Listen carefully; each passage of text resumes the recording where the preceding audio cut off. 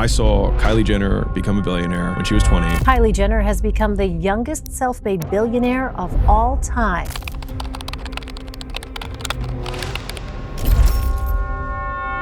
She is way richer than I am. And so it means that she's doing something different than I am. And she had a personal brand. We don't even live in social media anymore. We now live in interest media. 5 years ago, you got content from the people you followed, even if you didn't give a shit what your cousin was doing today. I started a TikTok account. The first post on that account with 0 followers got 8.2 million organic views. You better understand that every one of you now live in an AI world. This is only going to compound dramatically. Your third TikTok can fundamentally change the course of your career. This, my friends, is about adaptability. This is being prepared for the moment. There's one thing that's proven to not be replaced by AI. On social media, people like to listen to people. No one wants to hear experiences from a robot. And that's why knowing how to get attention on social media is, in my opinion, the greatest asset that you can have in 2026. And in this course, I'm teaching you every single thing that I know about it. This right here is my Instagram, and at the time of recording, we have 317,000 followers. And this, you probably know, this is my YouTube, and at the time of recording this, we have 75,000 subscribers. Come with a guess. How long do you think it took me to grow this audience? I'm not sure what you guessed, but it took me only a little over 1 year. But what happens when all of that is stripped from you? I can tell you, because 3 months ago, Meta decided to completely remove my Instagram from the face of the earth. They gave me no reason. I still to this day don't know why, and all the work that I'd done over the past year was erased overnight. It took some time, however, I realized that this was a chance to prove something to myself. I could prove that I could do it again. So I started a new Instagram. I posted over 150 times and got hundreds of thousands of views and gained over 4,000 followers from a completely dead account. And luckily enough, I also got in contact with Meta and the account was reinstated. But it's safe to say that I know a thing or two about social media. And the only reason to why I could grow a completely cold new account to over 4,000 followers and post 150 times in a month, by the way, that's 5 times a day, is because I could use AI. And in this course, I'm showing you absolutely everything about how I did it, no gatekeeping. So who's this course for? Well, you're one of 2 people. One, you don't want to grow your audience yourself, but you want to offer services to content creators. If you want to do that, then this will be massively valuable for you. Or 2, you want to build your own online presence for either yourself or your product. Then this course will also be probably the most valuable thing that you've ever watched. If you think that this will be easy and a get-rich-quick thing, then you might as well click off this video. This video isn't for you. However, if you're willing to put in the work, then you're going to look back at this and you're going to realize that watching this video was the best decision that you have ever made. Let's not waste any more time. Let's get into it. Most people get this one thing wrong. They're focusing all their attention on the wrong thing. And it's honestly pretty simple when you think about it. Take a look at this graph right here. On the x-axis, we have time. On the y-axis, we have money that it takes in order to start a company. So we can call this the barrier to entry when it comes to a business. And the best example for this is software. In order to start a software company like 15 to 20 years ago, you need to hire a very, very expensive developer. Some of them going for multiple hundreds of thousands of dollars in yearly payroll. The barrier to entry was extremely high. It was almost impossible if you were not technical to start a software company. And what happened? Well, all of a sudden, ChatGPT was released. And this barrier to entry absolutely crashed. In the start, AI wasn't very good, so it was still very hard to start a software business. But as the AI models improve, the barrier to entry is dropping like crazy. And we are at a point right now in time where anyone can start a software company. Now, literally all it takes is a $20 a month subscription. Why am I telling you this? Well, think about it. This is not only in software, it's actually in any industry, any business that you think about starting. When you don't know the answer to something, when you get stuck in business where you would usually have to hire consultants that were worth hundreds of thousands of dollars, you can now just ask AI. And don't get me wrong, it differs for what industry we are talking about. Some businesses are still very, very hard to start, specifically physical businesses, because we don't have good enough robots that can go around the world yet. However, what's true for all of them is that the barrier to entry is dropping. If it becomes easier and easier to create a product for a business, now anyone can find out, okay, how do I do a supplement brand? If the barrier to entry drops, then everyone is going to be creating a product because all of a sudden they can do that. And the market, no matter what industry you're in, is going to be flooded with products. new businesses popping up left and right. So what will actually matter in the future? Well, if you have a bunch of products that are flooded to the market, the product won't matter to the same degree. What will really matter is the distribution to that product, which basically means can you get attention to the product you're selling. And guess what? A lot of the things that you're going to be learning in this course are things like human psychology. It's things like attention spans, and it's things like brand associations. Because, and you're going to learn way more about this later in this course, what all the algorithms want from you on social media platforms as a creator is to get their users to stay on the platform. And guess what? These things that determine this will be there with AI or not. Because of distribution, I built my software company, built my agent to over $700,000 in revenue the last year. And all my businesses in total are doing way over 7 figures a year. And guess what fuels all of that? Distribution, content, knowing the social media platforms. In this course, I'm gatekeeping absolutely nothing. I'm showing you all of the tips and tricks I've used on Instagram to grow to over 300,000 followers, and I'm showing you the tips and tricks for YouTube that I used to triple my subscribers in the last 3 months. On top of that, I'm even going to give you the Claude skills that I use to keep up an insane amount of volume on all platforms. I post 4 times a day on Instagram, and I also keep up a pretty good cadence on YouTube. And I'll show you the secret for how I can do that while running my businesses on the side. And I'm even going to show you how I take my YouTube videos and my Instagram reels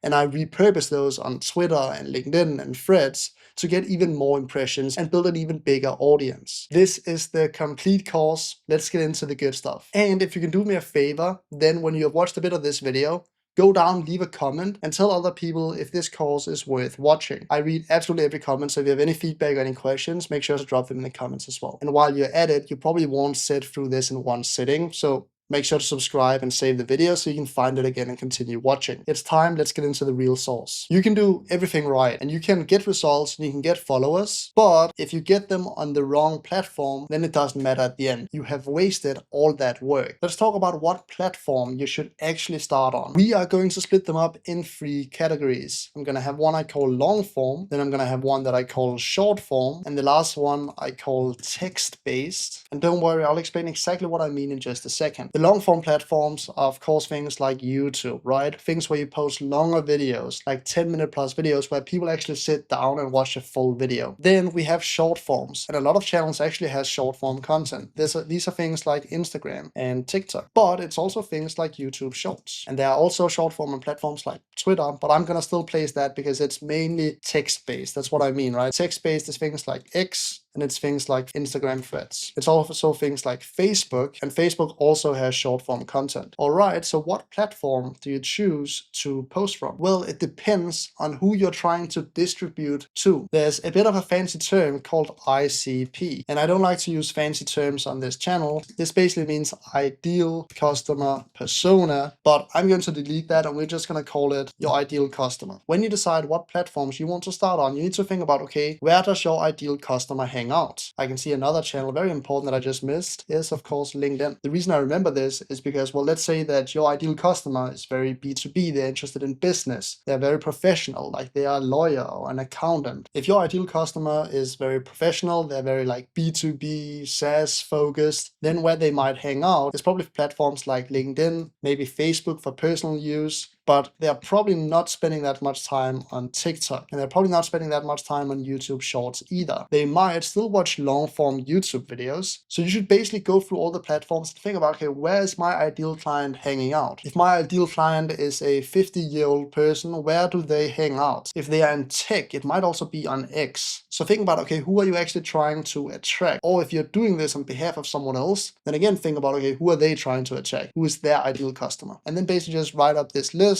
and then just highlight all the platforms that your customer is located on. Again, this is so crucial that you do this correctly, because if you start posting on TikTok and you're trying to attract lawyers, that might be quite hard. Don't get me wrong, there will still be lawyers on TikTok. However, there's going to be way fewer lawyers than on a platform like LinkedIn or personally Facebook. In the next part of the module, module, we're going to talk about another thing that either makes or breaks your entire content strategy. Let's get into it. There's another thing that either holds you back from growing on socials or that pushes you a lot in the right direction. There are a lot of beginners when they start and they try posting on socials, they then think, okay, great, I'm trying to promote my company and I'm going to start a page that's called maybe your agency name, and you're going to start posting content from that. And don't get me wrong, this still works. However, the way I look at it is either like a tailwind or a headwind. Let me explain what I mean. If we go to X and we search up Elon Musk, look at how many followers he has on his personal account, 241 million followers. If we then go to Tesla's page, they have only 25 million followers. Well, generally speaking, in most industries across all of social media, personal profiles will always get more traction, more likes, more follows, because people like to hear opinions from other people. People like to follow along in other people's life. It's why it's called social media. So the tailwind here, the thing that makes everything easier is creating a personal account. And the thing that makes everything harder would be starting a company page and only posting on that. Let's make this green and company page red so you remember. The best thing you can do, and that's what everyone on social media does already, is that they post mainly on their personal account. They get a bunch of traction, and I'll show you how later in this course, and then they funnel a lot of that traffic to their company and their company page. And that is perfectly fine to do, because then people like you for you and they're interested in what you have built, and that also creates the most engaged audience. We just had to get those things out the way. Now comes the insanely valuable source, my Claude skill, how I keep up with posting 4 times every single day. This next part of the course will be insanely valuable. Let's get into it. Congratulations. Most people that start a course like this don't even get to this point in the video. Yeah, I know, it's crazy. And you are already in the top 50%. I just asked Claude what percentage of content creators get to 100k followers, and the short answer was roughly 1%. So you're not quite there yet, but we're getting closer. The other 50% that's not watching this video right now is probably consuming some brain rot content. So I'm proud of you for making it this far. And the reason I say this is because of this next thing that's crucial to understand. Because let's get one thing straight. Nothing worthwhile in life is easy or comes easy. And if you're expecting a get-rich-quick scheme, then I already told you in the intro, you might as well get off this video. It's not for you. And specifically when it comes to building an audience online, it is by nature, the way the algorithms are made, harder when you're starting out. Let's take a look at something pretty interesting. My videos on Instagram are getting a decent amount of views on my main account. When my account was temporarily removed from Meta and I started posting on this one, guess how many views I got on a new account? Well, we can go back and we can take a look. When I had grown the account a little bit, you can see some of the videos got like 2, 3, 30k views. But if we go all the way back to the first post that I made, look at this. All of them got under 200 views. Why is that? I should be an expert, right? My first reel should go viral. Well, that's not how the platforms they work, because you always need to think about, okay, what does the platform actually want? Well, the platform wants users. They want people to be on the platform because then they can show them advertisements, and that's how these companies make money. In order to get users, they need good content that is relevant to the user. That's what the algorithm is trying to do. It's trying to match the user with the content that they are interested in. And think about it, how does Instagram or YouTube determine if you're doing good content? Well, it's all a trust game. Before Instagram or YouTube wants to service your videos to people, they first need to make sure that they trust you and that you do good content, because that is what results in more users on the platform. And even the best content creators in the world, we can take an example, Mr. Beast, their curve when they started, if we have time on the x-axis and we have views on the y-axis, when they started, their curve was flat for the longest time. There's an interview with Mr. Beast where he said he posted 100 videos before the first one got some traction. I think I had to post 94 times before my first video went viral. So it seems like the magic number is around 100. And guess what happens? All of a sudden, you find a formula, create a video that's good, and you have built up the trust with the platform over time. This initial point right here is only to build trust with the platform. When the platform trusts you, now it's going to push out your content more and more. And that is all of a sudden when you get that viral video. And after that, when the platform trusts you, it's going to keep pushing out your video. But guess what? To everyone else, that looks like an overnight success. But everyone doesn't see the time it takes to build up your skills for the videos and to build trust with the platforms. That's why almost every single time when you drop a new video on a platform, it's going to get like 200 views, because the platform doesn't trust you yet. Why am I telling you this? Well, you need to understand the game that you're getting into. The problem with a lot of videos online is that they give you the wrong expectations. They tell you that you can make 10k a month the next month, then you set set your expectations. Okay, this is the success, this is what I want to be doing. And when you haven't even made a single dollar after 30 days, you think, okay, this doesn't work. But you need to know the game that you're playing. You need to know, okay, it takes a lot of trust and a lot of time with the platform before it starts pushing you out. So if you're only here and you give up, well, someone didn't set your expectations right from the start. And that's why I'm taking some extra time to go over this with you, because it's crucial for your success with this. A bunch of people then give up right here and they say, well, this content thing doesn't work. Everyone else was lucky, yada, yada, yada. But the reason they do this is because they don't know the game that they got into. And I'm going to warn you, because now you think, okay, let's go. I just got the right expectation. I just need to post 100 times and then I'll go viral. But now I'm going to warn you, because listening to this, you probably got excited. You think, let's go. Okay, now I have the plan. I've shown this quite a bit on the channel, but it's called the excitement curve. On the x-axis, we have time. On the y-axis, we have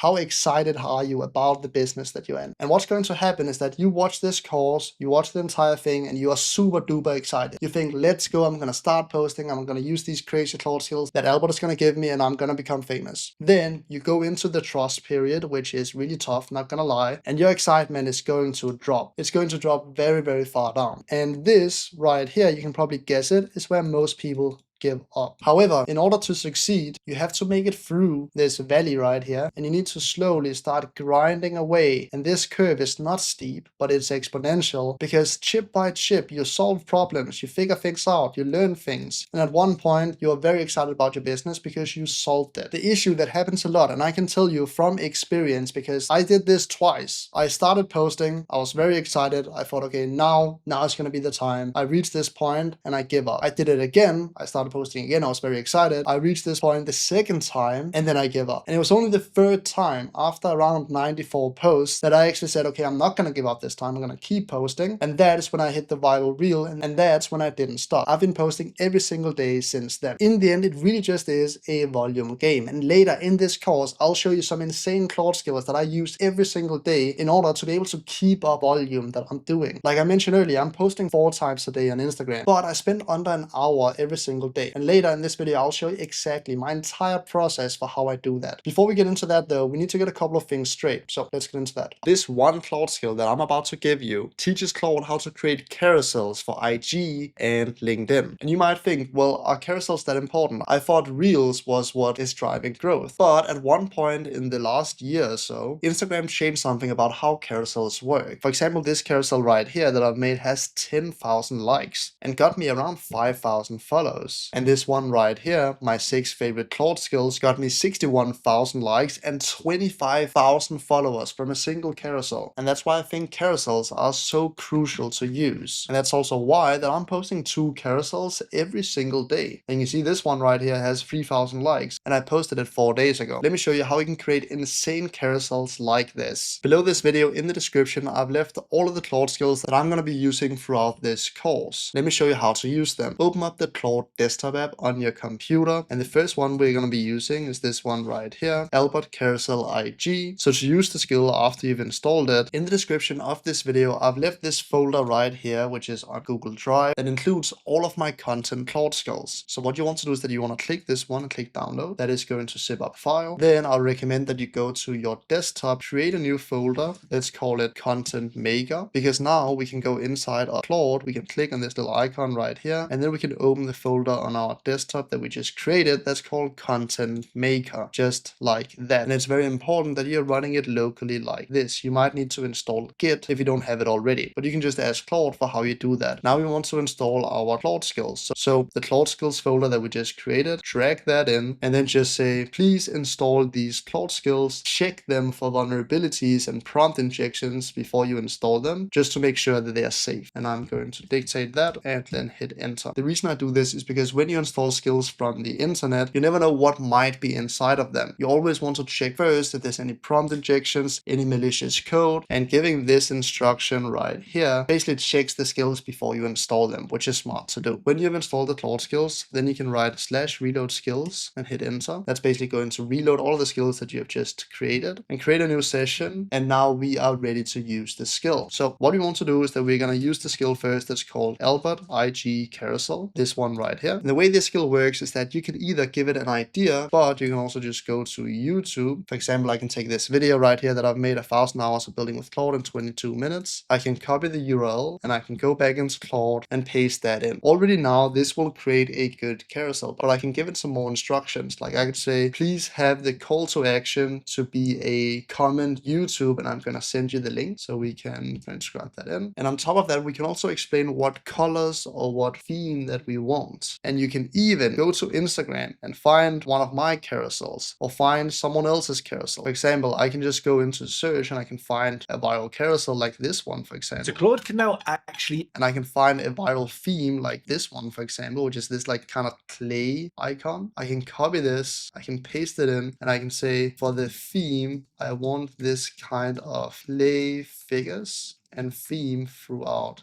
the entire carousel. The carousel should also be around 10 to 15 slides. The reason I say this is because there's a couple of things that determines if you will have a viral carousel or not. And one of the things is how long do people actually spend swiping through it? Because again, Instagram wants to keep people on their platform and spend as much time as possible on their platform. So if you have a carousel that keeps people engaged for a longer period of time, Instagram and Facebook and all the platforms, they like that. If you have any specific ideas, or if you have anything that you want to include in the carousel, this is also where you give it the instructions. And don't worry, we can also change later down the line. We can give it updates, we can tune it. But for now, I believe this is going to give us a really good result. So I am now going to hit enter, and this will take around 5 to 10 minutes for Claude to build out a full carousel for you. And this would usually probably take me around 2 hours to do if I wanted to do it inside of Canva or something like that. Now we can do it in literally 5 to 10 minutes, and we could start this, and then we could record our reel on the side, or we could do something else with our work. This is of course just running in the background. The way this skill works is that it first takes the transcript of the video, so it finds out, okay, what is the video about? So that's the first step. It figures out, okay, this is what the carousel should be about. The second step is that it then plans out, okay, what should each slide be? And then the third step is that it actually creates the slide. What you can see right here though, it says before generating, the Higgsfield MCP is not connected. And the way the skill works is that it uses Higgsfield for the image generation. So I'll go inside of settings, and then I'll go inside of connectors, because here we can connect the MCP that allows Claude to create all of these images and videos and everything. So I will search for Higgsfield.ai and hit enter. And then you just go to MCP and CLI. I'm also going to leave a link in the description so you can find it easily. And that gives you this link right here. And it's important that you copy this, go back into connectors, click add, and then click add custom connector, paste. We're going to call this Higgsfield. And then in the remote MCP server URL right here, that's where we paste in this URL, and then we click add. And there we go. Now we've connected Higgsfield with our Claude account. The next thing we want to do is that instead of custom right here, I'm just going to click always allow. And what this does is that this basically allows Claude to do absolutely everything inside of the Higgsfield connector, so it doesn't have to ask us for permissions all the time. We can close this down, and you can see it has the slide plan thought out now, blocked by one thing, the Higgsfield MCP. We just fixed that. So now I can say, I just added the Higgsfield MCP, please create the carousel. And there we go. Claude is now going to build this out. And of course, you only need to connect Higgsfield once, and it's going to remember the connection. So next time we create a carousel, it's going to be a little faster. And you can see it already created the cover now. I spent 1,000 hours vibe coding, so you can skip my 10K mistakes. I might want to change this. I'm going to tune it a little bit just so it sounds exactly like me, but kind of crazy that we could create this in literally like 2 minutes. And it's using Nano Banana 2 for the image generation. You can even see on the carousel that we have our Instagram handle down here in the bottom left corner. So you of course need to change that with your own Instagram handle. And then it has this bookmark right here for saving for later. And now it's going to create all of the other carousel slides. And that's 15 in total. But the way this skill works is that it starts all of them at the same time. So it only takes around 10 minutes to generate all of them. There we have it. All slides are connected. That took around like 3 minutes or something. Didn't take too long. And I'm just going to go through them. Just going to click in on this first one, and then we can use our arrow keys to go through them. I spent 1,000 hours vibe coding. The number one mistakes everyone makes. Like, this looks so cool. Holy. Build the foundation first, boring now, price this later. Pick the tech stack before you build, map the file structure and paper first. This stage takes hours, not minutes. I think I want to change this on each of these. Like, they cannot read out at one. I want to add on every like subsection, I want to add a dash so it becomes easier to read. On every subsection text, like the 3 points on each slide, please add a dash before them to make it easier to read. One thing that is true, no matter what content that you make, is that you always want to put a bigger proportion of your time to the start of a video or to a carousel or to a YouTube video or short. It doesn't matter. No matter what content you make, it's about hooking the reader, the audience right in the start of the video. So you want to spend more time on that. That's a lesson for you right there. But that's why I want to give this a bit more love. I spent 1,000 hours vibe coding. I like that header. This one behind here, so you can skip my 10K mistakes. I want to change, so I'm going to say on the first slide, instead of skip my 10K mistakes, change that to here's everything I learned. Just put that in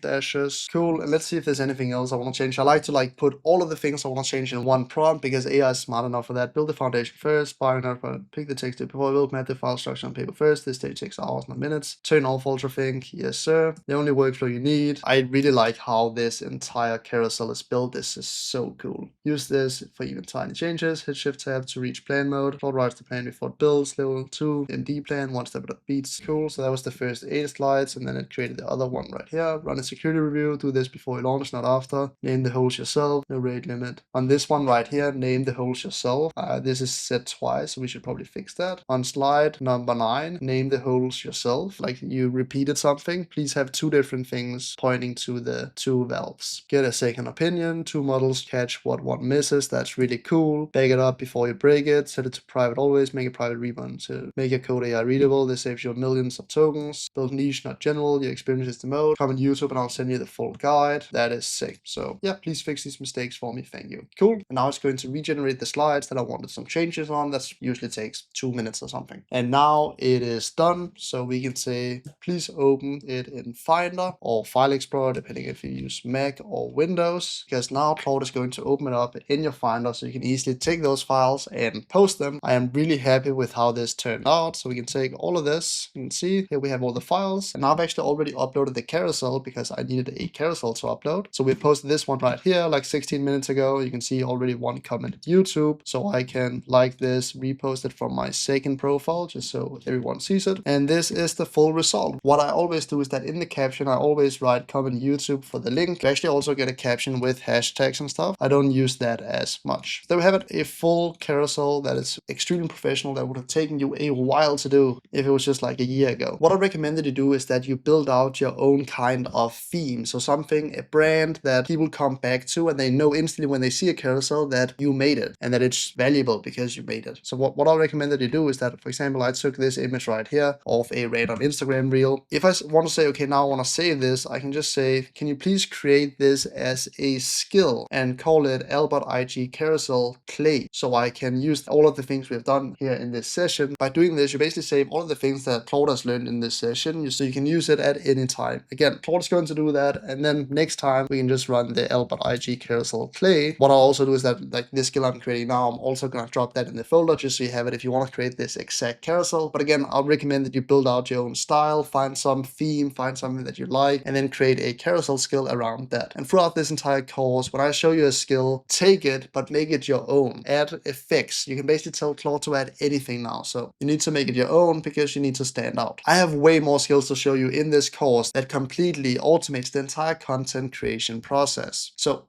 I'll see you in the next module. This next skill that I'm about to show you will literally save you $2,000 a month, because with it, you don't really need an editor. And I use it regularly. For example, this video right here is completely edited by AI, and I'm giving you the skill. So what we're going to do is that inside of our content machine, I'll rename this, and I'm going to call this the carousel skill, because then always I can just come back to this session if I want to, and that sometimes speeds up the process. Now I'm going to create a new session, and I'm going to use the skill that's called Albert Reel Widescreen, this one right here. And now we need to drag in some footage. So what I can do is that I can take a completely raw video like this one. You can see it needs a bunch of cuts because I'm not speaking right now, and most people are paying, and I'm reading off a script. So what I'll do is that I'm going to drag that in, this one right here. This is like my face right of the video, and then we're also going to insert the screen recording, which is this one right here. So now we have the 2 MP4 files, and I'll say I want you to edit this video and make it look extremely clean and extremely nice. For the animations, I want you to use this theme right here, and then I like to give it a specific theme. So just like we did before with the carousels, we can go to the search and we can find something that we think, okay, that's interesting. That's a good theme. For example, this video right here could be interesting. It has 3,000 likes and it looks like this. Let's see if there's anything else. This could be interesting as well. This theme is pretty cool too. This one is also all right. This one is actually really cool. So what I can do is that I can just take some screenshots from this video. So I'll take this right here, paste that in, and then we can let it run a little more. Example, this right here, paste that in, like this, for example. Include clean animations that come in from the bottom, be creative. And now this is also extremely cool. Please also include 2 B-roll videos that you create via the Higgsfield MCP where it matches well. And that is all we need to do. I can hit enter now and Claude is going to edit this reel. The way this skill works is that the first thing Claude does is that it transcribes the entire video. So it transcribes your face and it transcribes your screen share. Then it aligns the 2 clips with each other. So the screen and the face, they match. It then takes it frame by frame in the video and zooms in on things when you're talking about them. This is specifically good when you're showing a tutorial of something on a computer. However, later in this course, I'll also show you if you're only doing talking head, so only your face, how you can edit those videos as well and make them really, really cool. After it has done that, it basically plans out, okay, this is the storyboard of the video. This is what we should show here. This is what we should show here. And it basically makes all the decisions for us. It then creates animations using something called Remotion that allows Claude to create videos. Again, you don't need to understand all of this exactly how it works, but it's good to know what tools it uses so you can tell it if you're creating your own skill in the future how to do it. It then also creates B-roll using the Higgsfield MCP and inserts that in the video as well to make it even more engaging. And at the end, it stitches everything together, it renders the video and gives us a finished edited video. However, usually we want to give it some kind of feedback, something that we should improve. You always should expect a bit of back and forth, exactly like you would usually have with your editor. Because it's doing all of these steps, it takes a little longer than the carousel. This can sometimes take like 15 to 20 to even maybe 25-30 minutes. So what I recommend that you do is that you start this skill, you do something else, you do some work while it's just running on the second monitor, running in the background of your computer. It's very important specifically for this skill that it's running locally inside of Claude Code. Cool, let's see the result that it creates. I think you'll be surprised for how good it is. While that is running, the great thing about this is that you can run as many video sessions as you want at the same time. So let me show you something absolutely insane that we can also do with these skills. Right here I have a video with no screen share. So there's nothing in the video where I'm actually showing something on a screen. I'm explaining something about how to write down a list. So what I'll do is that I'll drag this video in. I still have my audio on the screen share, so I'll just drag that in there, the audio only, but it should not show the screen share. Now we can use the one that's called Albert Reel Y, like this one. And we can say, I want you to edit this reel where you take the video from my face, from one of the files, and then you take the audio from the other file and you align them. And now again, I can go in and I can take any theme or anything that I see inside of Instagram. Another good place that you can do this is things like Pinterest or anywhere really. But for example, this edit here right here looks pretty good. So I can take a couple of images like this theme, paste that in. So I can say, I want you to do it in the theme of the pictures that I'm showing you. Paste that in. And then let me restart this video so we can get the start as well, because this is pretty cool. This one, I think we already inserted, right? Yeah, so like this. And then I'm going to say the theme that I give you in the pictures, the animations that you do, please make them in that theme, that font, that color scheme, etc. And the animations shouldn't look like slop. And now we can start that with a new clip. So another video, they're working on 2 separate videos and they can run at the same time. So now you can see if we look right here, we have these 2 reels running at the same time, reel 1 and reel 2. And again, you can do whatever you want in the meantime, just have this running on the side. I hope you start to see the power of having these Claude content creation skills. And if you don't so far, just wait till you see the result of these reels and you will be mind blown. Because content used to be a thing where you had to spend hours and hours and hours every single day on recording and in editing, or you would need to hire like a $2,000 editor. Now all you do is that you just record a video that takes you 20 minutes max, give it to Claude Skills, and you have a carousel and a video ready every single day. So it really isn't hard anymore to post every single day. And if you don't believe me now, then wait until you see the result of these skills. That took a little bit of time, around like 45 minutes to an hour. So again, start this and then do work while you wait. But then we end up with this.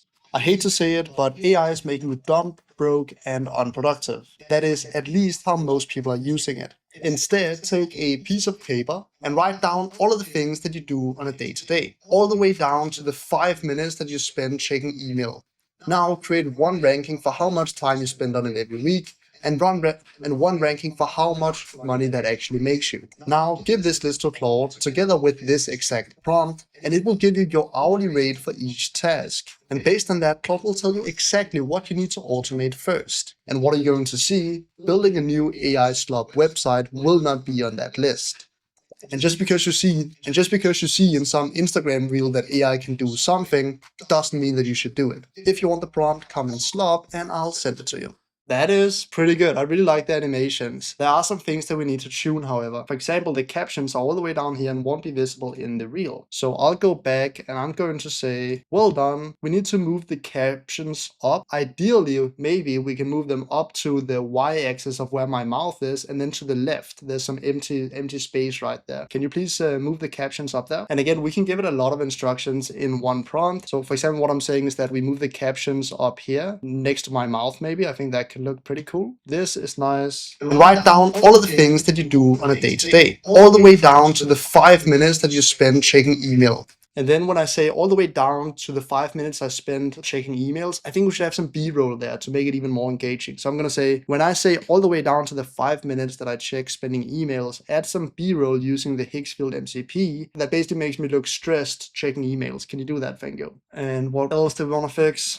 Now create one ranking for how much time you spend on it every week, and one ranking for how much money that actually makes you. Now give this actually makes you. Now give how much money that actually makes you. Now money that actually makes you. Now give this list to Claude every week, and one ranking for. And then when I say in one ranking, I'm gonna say also around 21 seconds into the video, I say and one rank and then one ranking. So I kind of say it twice. Please remove the first one so it's more clear. One rank and then one ranking. The dictation got that. That's nice. How much money that actually makes you. Now give this list to Claude together with this exact prompt, and it will give you your hourly rate for each task. And based on that, Claude will tell you exactly what you need to automate first. And what are you going cool? And this automate first I don't like either, so I'm gonna say, and when you write automate first, instead of that big label that you put on, do a line through emails and then the $12, like a green line, like checking off the item. Do that instead. And what are you going to see? Building a new AI slop website will not be. We're gonna add more B-roll when I say, and what are you going to see? When I say what are you going to see, then add B-roll there as well of me being surprised. You can see we can give it feedback. We can go back and forth with Claude, and Claude can actually make quite good edits in our videos. Building a new AI slop website will not be on that list. And just because you see not be on that list, I think also we want to remove this list. There is also some spacing after when I say not on the list. Remove that silence. And let's see. And just because you see in some Instagram reel that AI can do something, doesn't mean that you should do it. If you want the prompt, come in slop and I'll send it to you. I think that was all. So let's try and run this right now and hit enter. And that's basically going to edit this video. It's going to make cuts for us. So it's very similar to having an actual editor where you give it feedback and go back and forth. It's the exact same, just with Claude. And again, what I'd recommend that you do is that throughout your day, you just have this running on the side. So now I'll do something else, because this can also take maybe like 10-15 minutes to do, which for an AI is pretty bad. But for compared to having a human actually editing, then this will take like multiple hours probably if they're doing something else. But do something in the meantime. We also had the other video. Let's take a look at that too. Here the captions are in a bit better spot. If you hate saving money, don't watch this, because this one GitHub repo cut your cost with 95%. It's called OmniRoute and it has 45,000 stars on GitHub. When you use tools like Claude Code or Cursor, every request goes directly to the company and you're paying full price for every single token. OmniRoute fixes that. Instead of paying full price, it checks 290 AI providers every single time. And it's completely free to use, open source, and it runs on your computer. It even takes your prompt, compresses them so they use less tokens. And then the setup takes like 2 minutes. So unless you hate money, you need to set this up. If you want the link, just comment route and I'll send it to you completely for free. Okay, so there's a bit more things that I want to fix there. I like the other video way better. So what we're going to do is that we're going to do the exact same thing. I'm going to go through it and I'm going to give it feedback. If you hate saving money,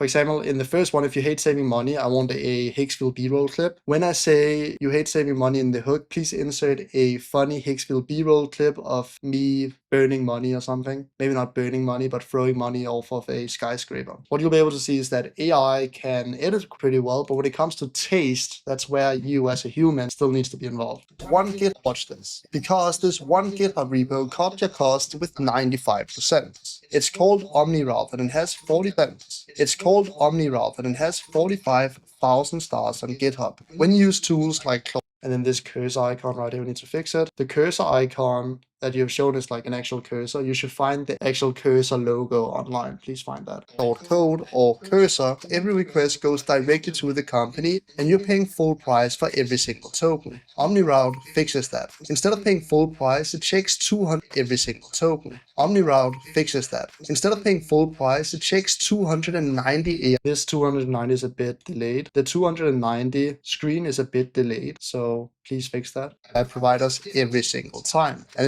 it's completely free. And then I repeat myself. When I say it's completely free, I actually repeat myself. So please fix that. If you want the link, we're gonna remove that. Cut out the part where I say, so unless you hate money, you need to set this up. Just cut that part up. And at the end with the CTA, they need to comment route, not comment OmniRoute. So please fix that too. Link, just comment route and I'll send it to you completely for free. And then all the way at the end, you cut off me saying, and I'll send it for free. So just like, yeah, extend that a tiny bit. Hit enter on that as well. And that will be a good video too. But we had to give a bit more feedback here in order to get it real nice and smooth. But how insane is it that Claude can edit videos like this? I'm not even sitting inside of a CapCut or a video editor right now. Claude is doing absolutely everything. This is absolutely nuts. So now both skills are running. They're probably going to be running for like 10 to 15 minutes. It takes some time because it needs to re-render the entire video again before it can show it to us. But in the meantime, we can just do something else, which is what I'll do as well. I think that took around 10 minutes. Let's take a look again.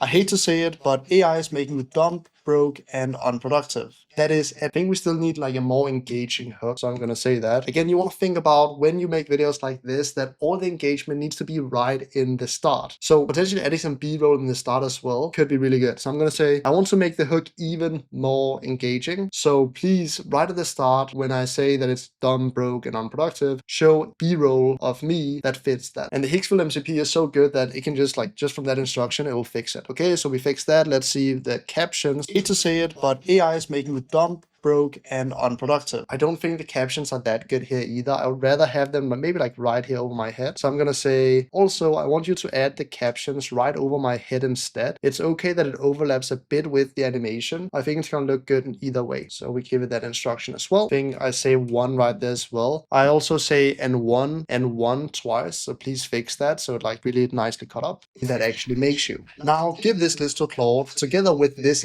I think when I say Claude, it's very important to insert the icon as well to make it even more engaging. When I say Claude, please add the icon too instead of the tick. This might be a little too crazy, I think. Claude will tell you exactly what you need to automate first. And what are you going to see? Building a new AI slop website will not be on that list. And just because you see, building a new AI, maybe we just cut that out. So I say, and when I say, and what you'll see, that part of it, please just cut that out of the video. I don't like it. So it just skips. So next part, iSlop website will not be on that list. And just because you see, and we also have just because you see here twice, and just because I see by the Instagram one, it also being said twice. What is very important is that when you think about creating short form, there should be nothing in that video that's not engaging or valuable. That's why people drop off. If you have like 10 seconds of something that's not interesting, something that's not engaging, then people drop. So as you do more and more short form, you kind of get that short form sense that things need to go fast and things need to be engaging. In some Instagram reel that AI can do something doesn't mean that you should do it. If you want the prompt, comment slop and I'll send it to you. What are you going to see? Building a new AI slop website actually makes you. Now, get all the way down to the 5 minutes that you spend checking email. Now, I hate to say it, but AI is making you dumb, broke, and unproductive. That is at least how most people are using it. Instead, take a piece of paper. I hate to say it, but AI is making you dumb, broke, and unproductive. Cool. Let's see how that goes. And I think the other one is still editing. Okay, now we have the other one as well. Let's see how that performed. If you hate saving money, don't watch this. Because this one GitHub repo cut your cost with 95%. It's called OmniRoute, and it has, I think the 95% should show for a little longer. The 95% should show for just a tiny bit longer, so it fits better with the timing. When I then say mention the GitHub repo, it should then cut. So make that transition a little more spiffy. I don't know if Claude knows the name spiffy, but let's see. Oh, actually, before I run that, I want to run it all in one prompt, so I'm going to stop it, and then we can check the rest of the video. It has 45,000 stars on GitHub. When you use tools like Claude Code or Cursor, every request goes directly to the company, and you're paying full price for every single token. OmniRoute fixes that. Instead of paying full price, it checks 290 AI providers every single time. It's completely free to use, open source, and it runs on your computer. It even takes your prompt, compresses them so they use less tokens. And then the setup takes like 2 minutes. If you want the link, just comment route and I'll send it to you completely for free. And then we have 2 reels that are ready to post where I didn't touch any editing at all. How insane is that? So let's let these run, and then I think the third time is the charm for all videos. There was 2 back and forths until we have something that I really like. I think we should maybe change the audio as well, like the song, but let's see. And there we have it. Both are now done. Let's see what the result is. I hate to say it, but AI is making you dumb, broke, and unproductive. That is at least how most people are using it. Instead, take a piece of paper and write down all of the things that you do on a day-to-day, all the way down to the 5 minutes that you spend checking email. Now create one ranking for how much time you spend on it every week, and one ranking for how much money that actually makes you. Now give this list to Claude together with this exact prompt, and it will give you your hourly rate for each task. And based on that, Claude will tell you exactly what you need to automate first. Building a new AI slop website will not be on that list. If you want the prompt, comment slop and I'll send it to you. I think that's pretty perfect. Engaging, and I changed the hook so it shows like this lazy version of me first. Let's see the other one. If you hate saving money, don't watch this, because this one GitHub repo cut your cost with 95%. It's called OmniRoute and it has 45,000 stars on GitHub. When you use tools like Claude Code or Cursor, every request goes directly to the company, and you're paying full price for every single token. OmniRoute fixes that. Instead of paying full price, it checks 290 AI providers every single time. It's completely free to use, open source, and it runs on your computer. It even takes your prompt, compresses them so they use less tokens. And then the setup takes like 2 minutes. If you want the link, just comment route and I'll send it to you completely for free. I think that's pretty good as well. It took a decent amount of back and forth, but the way, again, I work, I just watch it, fix something, work on something else in the meantime, and then just go back and forth. And maybe in total every day it takes me like 30 minutes. But these are ready to post, so I can just download this one now, and I can download the other one as well now. Download this, and just download this one too. I just need to airdrop them to my phone, and then we can post them. I hope you see the power of this, that you don't need to learn editing yourself anymore, and 2, you don't need to hire a $2,000 a month editor when you're just starting out and you have 100 followers. This makes it extremely doable to get all of your content done in literally just like an hour a day. One of the biggest reasons that people don't start or stay consistent with posting on social media is that they simply just can't find the time. Either they have a full-time job and that's taking all their time, or they're running their business and they're focusing on working in their business, so they say, well, I don't have time to post content anyways. But I guarantee you that if you scroll a little less on social media and instead just spend 1 hour a day using these skills, then you'll be able to create on the platform instead of consume on the platform. And that difference is enormous. So what I'll do now is that I'll post one of these videos on my Instagram. I'll take one I like the most and post that first, and then I'm going to post one later in the evening as well. Let me explain to you a bit about when you should post. This only works when we have a bit of followers. So in the start, you're just posting out and you're getting data. When you have a bit of data, you can go inside of your professional dashboard and you can go inside of views and then go inside of audience. And what you'll be able to see right here is the follower active time. And what you can see is that my followers are active at around 6 p.m. And usually you should post around 1 hour before that 6 p.m. window in order to get the video pushed as much as possible in the start. So I'm actually a little bit late already. I should have been posting like an hour ago, but I think it's going to be all right if we post now. You can post through APIs. However, I would usually recommend to build trust with Instagram. And the way you do that is that you upload reels through your phone. People say that it doesn't matter because it's official APIs, but I swear I've seen a massive difference in views when I've posted it through an API or when I post it manually. Let me see which one I like the most. Is it this one? I hate to say it, but AI is making you dumb, broke, and unproductive. That is it. I think I like the other one better, so we're gonna choose that one, post it. If you hate saving money, don't watch this, because this one GitHub repo cut your cost with 95%. It's called OmniRoute, and let's take it right here. Say the CTA at the end is router, if I remember correctly, but let's see. Yeah, route is what I tell people to comment. So set like this, and then I say in the caption, I say comment route for the link like this. And later in this video, I'll show you how you can set up automations as well in the best way possible and the cheapest way possible, where you're not paying $500 a month for ManyChat. I have a trick there. There we have it. Now we are ready to post. So now I can click share. This. I'm an 18-year-old. This is a pretty good video, and I'll say this for later, might be inspiration. And you can see the carousel that we created earlier has 20k views now, and it seems like it's growing. It's a bit under baseline, but it looks like it's going to take over. There we go. Now you've seen the process for how you can edit reels just by using a Claude skill. Don't worry, it's going to get even more insane. I have even more cool skills to show you, but I hope you see the power of this, that you don't have to spend 4 hours every single day creating content anymore. If you know the right Claude skills, which you will after watching this course, then you can literally spend not even an hour a day, maybe 45 minutes a day, and get out 2 reels and 2 posts every single day. What a time to be alive. Now we've given Claude a bunch of instructions. We have this reel right here, which is kind of like a green theme that we created based on another theme. And we also have this one that's kind of like a dark green theme. So what I'm going to do is that I'm going to say, I really liked how this video turned out. Please turn it into a skill that you call Albert Reel Screen Green, something like along those lines. And then create everything you've learned inside of this conversation, read it over again, put that inside of the skills so we can create videos exactly like this very easily. Mess that up a bit, so I'll let code type write it out better. There we go. And then we hit enter. And same in this, I'm going to say, I really like how this reel turned out. I want you to create a skill that you call Albert Reel Note Screen Bright Green, something along those lines. Again, we're going to let code type fix it up so it's a little better.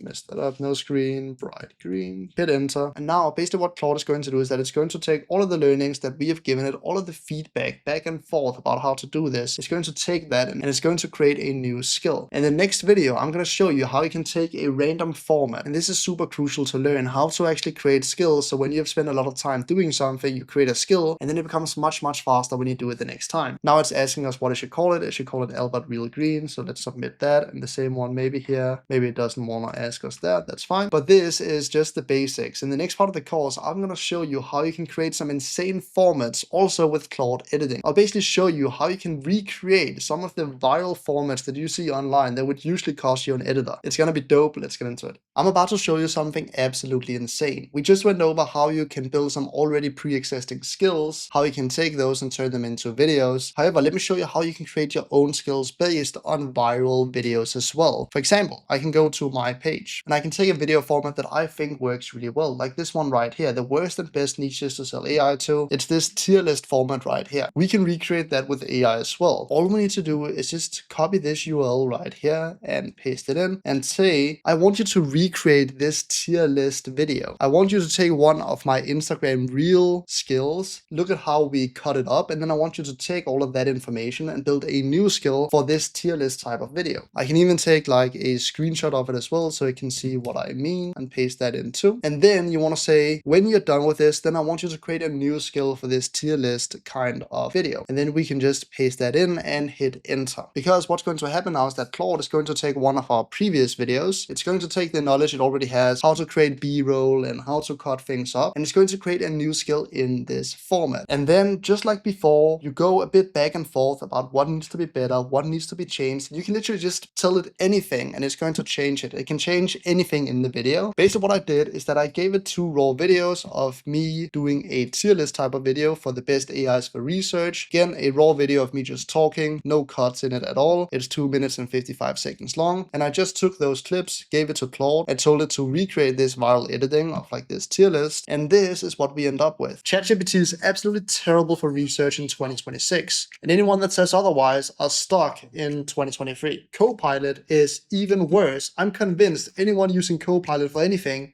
is forced by their boss because it's made by Microsoft. Perplexity is really good. I really like the Perplexity search API. Grok is also really good, specifically for news-related things because it has access to all of X. I'm putting it in A tier. Manus is alright. I wouldn't really recommend it for research, so I'm going to put it in B tier. Claude isn't really that good. Isn't really that bad either. I'm going to put it in A tier. Because Gemini is the absolute goat of research because it's based on all the data from Google. And because Notebook LLM is also based on Gemini, it's also goated for research. If you want a fully free guide for what AIs to use and when, just comment free and I'll send it to you completely for free. That's pretty cool, huh? A fully edited reel. This one is arguably even better than the other ones that we created. Looks extremely professional. If an editor sent me this, I would have thought that they would edit it themselves. This skill is so cool, and it even has B-roll that it has done with Hicksville to make it even more engaging. It's almost scary for how realistic this looks. Basically, what we're gonna do now, if it didn't do it already, is that all of the things that you have learned in this session, recreate a new skill that you call Albert Reel tier list with all of these learnings, so we can recreate videos like this in literally one. I'm not sure if it already created a skill, but I'm just gonna ask it, because now we literally have this skill, which is one format, right? So what you want to build up is that you want to go on Instagram, you want to click search, and you want to find a bunch of formats that you can just recreate over and over again. For example, this with like different icons is also going viral right now, so that could be a format that we could use. There are a bunch of different formats that we can just take, recreate with another subject, and then make that into a Claude skill for every single one. Because what will then happen is that you're gonna have like 20 or 30 or 50 different formats and Claude skills. You just record it, it takes 10 minutes, you give it to Claude, and it's going to recreate that format perfectly every single time. If you build up that pack of skills, that is your unique format, because you can make it your own as well. You can tell Claude to add different things or remove different things or add sounds or whatever. You can make it your own, and then you basically have unlimited edits just by giving them to Claude. So I'm gonna let it create this skill. I'm of course also gonna give you this skill right here, so you have it as well if you want to steal this tier list format, because you can basically do this in any industry. In the next module, I'm gonna show you how you create some insane Instagram stories. Yeah, we can also do that with AI. Let's get into it. The next skill I'm about to show you goes so dummy as well, because that's one of the skills that actually directly makes you money. One of the best ways to monetize on Instagram is through Instagram stories. This is one of the benefits from Instagram that TikTok and YouTube doesn't really have in the same way. You can either run traffic directly to a link, or the best way is to run traffic directly to DMs. And we of course have a skill for that as well. If you write Albert Story IG, and I'm of course going to give you all of these skills in the folder as well, and you then insert, this is basically just a folder with a bunch of kind of like aesthetic pictures that I have of the boys and of me different places. This is me on a safari. This is just a picture of me working. This is a picture of me speaking at an event. What I'm basically going to do is that I'm going to drag in this folder right here, so it has the context, and then I'm going to say create a high converting IG story for my software product buildmyagent.io, where anyone can build an AI agent in literally like 10 minutes, something that usually would take multiple days, and then hit enter. What I'm talking about is this software product that I have right here. It's called buildmyagent.io. You can build AI agents with it, and I'm basically just going to get it to create a high converting IG story that's going to use the images that I just showed you, and it's going to base it on this product. And you can of course do that with any product, whatever your product is. What it's going to do now is that it's going to write out the script for what should be on each slide. You can see there's now what is the story aimed at. Let's do agency owners, freelancers. What should the DM turn into? Book a call. Frame force proof. What real numbers can I use? Agents go for anywhere 200 to 500 bucks a month. It's now going to take this information and create that high converting IG story, all without us having to do anything. Usually you would have to sit there on IG and you have to like create these Instagram stories, and it would take like half an hour to create a good story. But look at how fast we can do this. And again, while we're doing something else. That's the beauty of this. It is that you can create content and you can do everything you would do in social media on the side while you're doing something else, because Claude can just run in the background. This usually takes not as long as the video. This usually takes like 5 minutes for it to do. And there we have it. That took actually only about like 2 minutes, and it gives us a fully finished Instagram story. Look at this. This looks like the high converting Instagram stories that you see like coaches and consultants and people do on Instagram. I don't really use them that much, but this skill literally creates them in like 2 minutes. 10 minutes, not 10 days. That's how long an AI agent takes now. The same build used to eat your whole week. Nobody told the people still charging by the day. Stuck in the build, la la la. You can see it takes these images that I have in my camera roll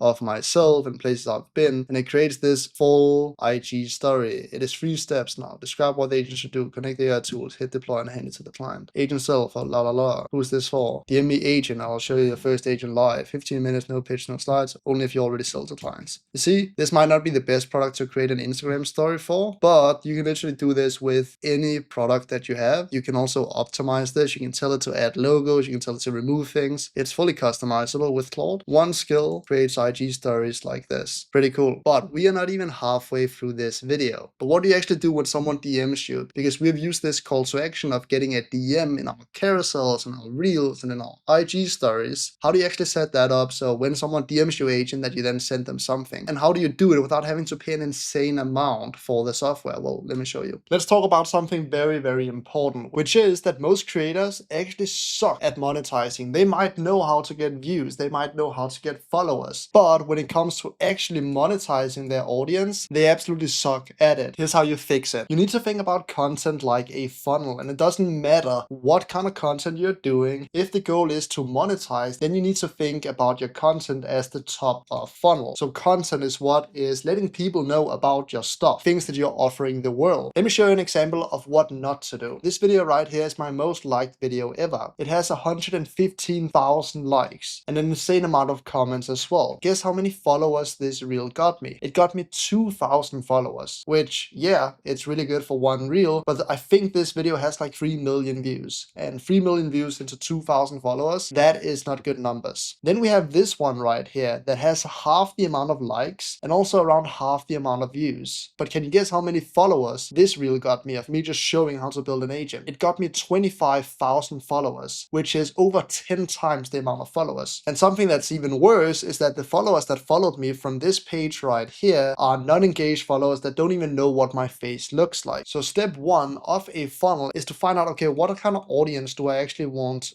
to attract? And this, if you mess this up, then nothing else that you do in this entire course will matter. If you don't attract the right audience, then there's no point. You're gonna get people that are not qualified to buy at the end of the day anyways. Then we have step two, which is that you want to nurture the audience. Usually people watch your content over and over and over again before they say, okay, now I'm ready to think about buying. So you need to keep posting, you need to keep showing up every single day before people want to buy from you. And we're gonna talk about this later as well, the difference between short form and long form, but it takes a lot of hours before someone is ready to buy from you, which means that you need to nurture your audience. For example, if you're on short form, they need to see a lot of short form videos before they're ready to buy from you. Step three is that you find some way to get leads. And I'm gonna show you later in this course how you can set up automations. Think ManyChat automations, think follow automations, all of that. I'm gonna show you the right setup that you need no matter what kind of brand and content you're doing. And then step four, you of course need them to convert. You need to think about this as a whole funnel and things that align with each other. Because if you fuck any of these stages up, that means that you create a blocker right here, and then you have absolutely zero leads that actually ends up converting. And it doesn't matter where it is in the funnel. If you don't have the right automations in place, then this will still block the funnel, so you won't have any leads. And if you block it down here, this will still block the funnel. You won't have any good leads. And if you block it at the top, of course, there's nothing that comes in the funnel. So we're going to talk about the exact right setup for your Instagram, how you figure it out. And I'm going to show you my exact setup for creating automations. And if you're not trying to build your own personal brand, but you're watching this course in order to build someone else's personal brand, then this part right here with automations is also one of the parts where you are the most valuable. When you had this experience and these skills, you can sell them to other creators that don't know this. And there are a lot of people making a lot of money with that. Let me show you an example. This right here is Marvin from our community. We basically have a school community where we help people a little more one-to-one. And he joined the 1% without knowing anything about AI and got to $30,000 in a month. And guess how he did that? He sold to creators with the exact same systems that I'm about to show you later in this course as well. By the way, if you're interested in knowing more about this community right here, then I'll leave a link in the description. So let's talk about the full setup for how you either monetize your own audience when you build it, or how you help someone else monetize their audience. Let's get into it. Before I show you my setup, let's talk about the 3 ways you can actually monetize an audience. Method 1 is brand deals. Companies will pay influencers and creators to promote their products. So here you're promoting other people's products. What does this mean? Well, this means that you get paid X amount of dollars upfront. Sometimes there's also like CPM deals, which means that you basically get paid for the amount of views that you're getting. But usually it's like X amount of dollars upfront, or you're on a retainer, but you're basically paid to post about a specific product. But this also means that you have 0 revenue share and 0% ownership. You don't own any stake in the company. Then we have the second way, which is that you become an affiliate for someone. Again, here you're promoting other people's products, but here you get usually nothing upfront, and then you get usually anywhere between 20 to 40% revenue share depending on the company. And then you also usually have 0% ownership. And now comes the third way, and this is my favorite, which is that you can build your own products. Instead of promoting other people's products, you're now promoting your own products. posts. But again, you're paid nothing up front. You're posting for free. You're not being paid anything to post. You're not getting any revenue share, but you have ownership. And just maybe like a side tangent, but every rich person that you know, Elon Musk, Mark Zuckerberg, every billionaire has made their money not from a revenue share, not from a salary. They've made it from ownership. So if you want to make a lot of money, like you can live good on these 1 and 2, but a lot of money is always made from having ownership, from having shares, from having equity in a company. However, I would say the sweet spot is to do all free. If you have a good brand deal on the table, definitely do that. If you have a good affiliate deal on the table, definitely do that. But also build your own products. That is what we have done when we are promoting Build My Agent to our audience. It's also what we have done with our school community. You build your own products where you also retain 100% of the money. Why are we going over this? Well, this becomes very important when you think about, okay, the audience that you're trying to target. If you're going heavy on brand deals and affiliate deals, which a lot of people are doing as well, there's nothing wrong with that, then you probably want a wide audience. You want as many views as possible and as many eyes on you as possible. However, if you have a very niche product, you probably don't want everyone to watch your content. You only want people to watch your content that are actually qualified for your exact product. So you need to know before you start how you're going to monetize your audience, why you're building a brand in the first place, because for the rest of the funnel, this becomes crucial. Nice. Let me show you my entire setup from new viewer all the way down to the conversion, the automation setup I've set up. I'm going to show you absolutely everything. It's going to be some crazy sauce. Let's get into it. In order to build a funnel that actually works, you need to do this. And if you don't do this, you would be losing out on so much revenue. So there's two big opportunities. Of course, either you can do it for yourself or you can find creators that don't know how to set this up and set it up for them. Let me explain to you the full content setup checklist that you need to have in place in order to maximize how good your funnel actually is. The first one is obvious. You of course need to link to your product, the thing that you're actually selling. You need to link that in your bio. And I would recommend having a resource that is free initially. For example, we have our school group that has a 7-day free trial. So basically in my videos, I tell people that you can go in and you can grab a free resource inside of our community. Most creators also skip this. You can see people look at the URL as well and they think free group, okay, that's free. I'm gonna see what this is. So if you can, if you're using something like Linktree or if you're using your own domain, it's a really good idea to have something with free, if it's a free resource of course, included in the URL. So we need to have the link set up in our profile. In my experience, links will drive the majority of the traffic, around like 70% of it. The rest comes from what I'm about to show you now, which is that you can set up automations. However, if you set up this the wrong way, you would end up paying $500 to maybe even $1,000 a month if your page all of a sudden blows up. So I'm going to show you the best setup and I'm going to show it in two different softwares. The first one is Go High Level. You can connect your Instagram account to a Go High Level account and then you can set up automations. So I'm going to show you what automations I'm talking about in just a second. And the second one you've probably heard about before is called ManyChat. Inside of here, you can also set automations. The problem is that ManyChat scales on contacts. So when you start blowing up, you're going to be paying a lot for ManyChat. However, ManyChat has one automation that is extremely crucial. So let's talk about what automations we actually need. There are 3 different automations that you should have. The first one is the most used, and this is the comment automation. For example, you can see in one of my posts, I say comment free to stay up to date. And a lot of people, you can see 65 people on this post, this is on my second page, has commented free on this post, right? So that's interested leads. What you set up is that when someone comments a word, you then send them some kind of resource or some valuable thing that they want. Let me show you how to set this up in both ManyChat and Go High Level. In Go High Level, you do it like this. You do it via a workflow. So you create a workflow inside of Go High Level where the initial trigger is this action right here, Instagram comments on post, and then you choose what page it is. Right now I haven't connected my page, but you connect your page. I'll show you how to do that in just a second. And then you basically write post type is a published post and it contains phrase. And for example, the word right here that people are commenting is 1%. Say that trigger. And when someone comments 1%, we have the Instagram DM action right here that just says get a completely free guide in our free community. Check it out here. Yada, yada, yada. So this post obviously said if you want a free guide, just comment 1% and I'll send it to you. And you can see how many people have commented this, 6,500. And we have a bunch of other keywords like agent and AI that has 3,600 and 1,000 people that have commented. This is an extremely important automation to set up because if I didn't set this up, only a fraction of the people that have commented here would actually go to the community. That's how you set it up inside of Go High Level. Let me show you how to do it with ManyChat as well if you're using that. Inside of ManyChat, go to the automation tab, click new automation, and then this one right here, auto DM links from comments. It's a standard template. Now you can choose what post you want to do it for, I recommend that you just do it on any post or reel, and then you write in the word. So this would be 1%, for example. And then I would recommend turning this off, these replies to their comments under the post. It adds comments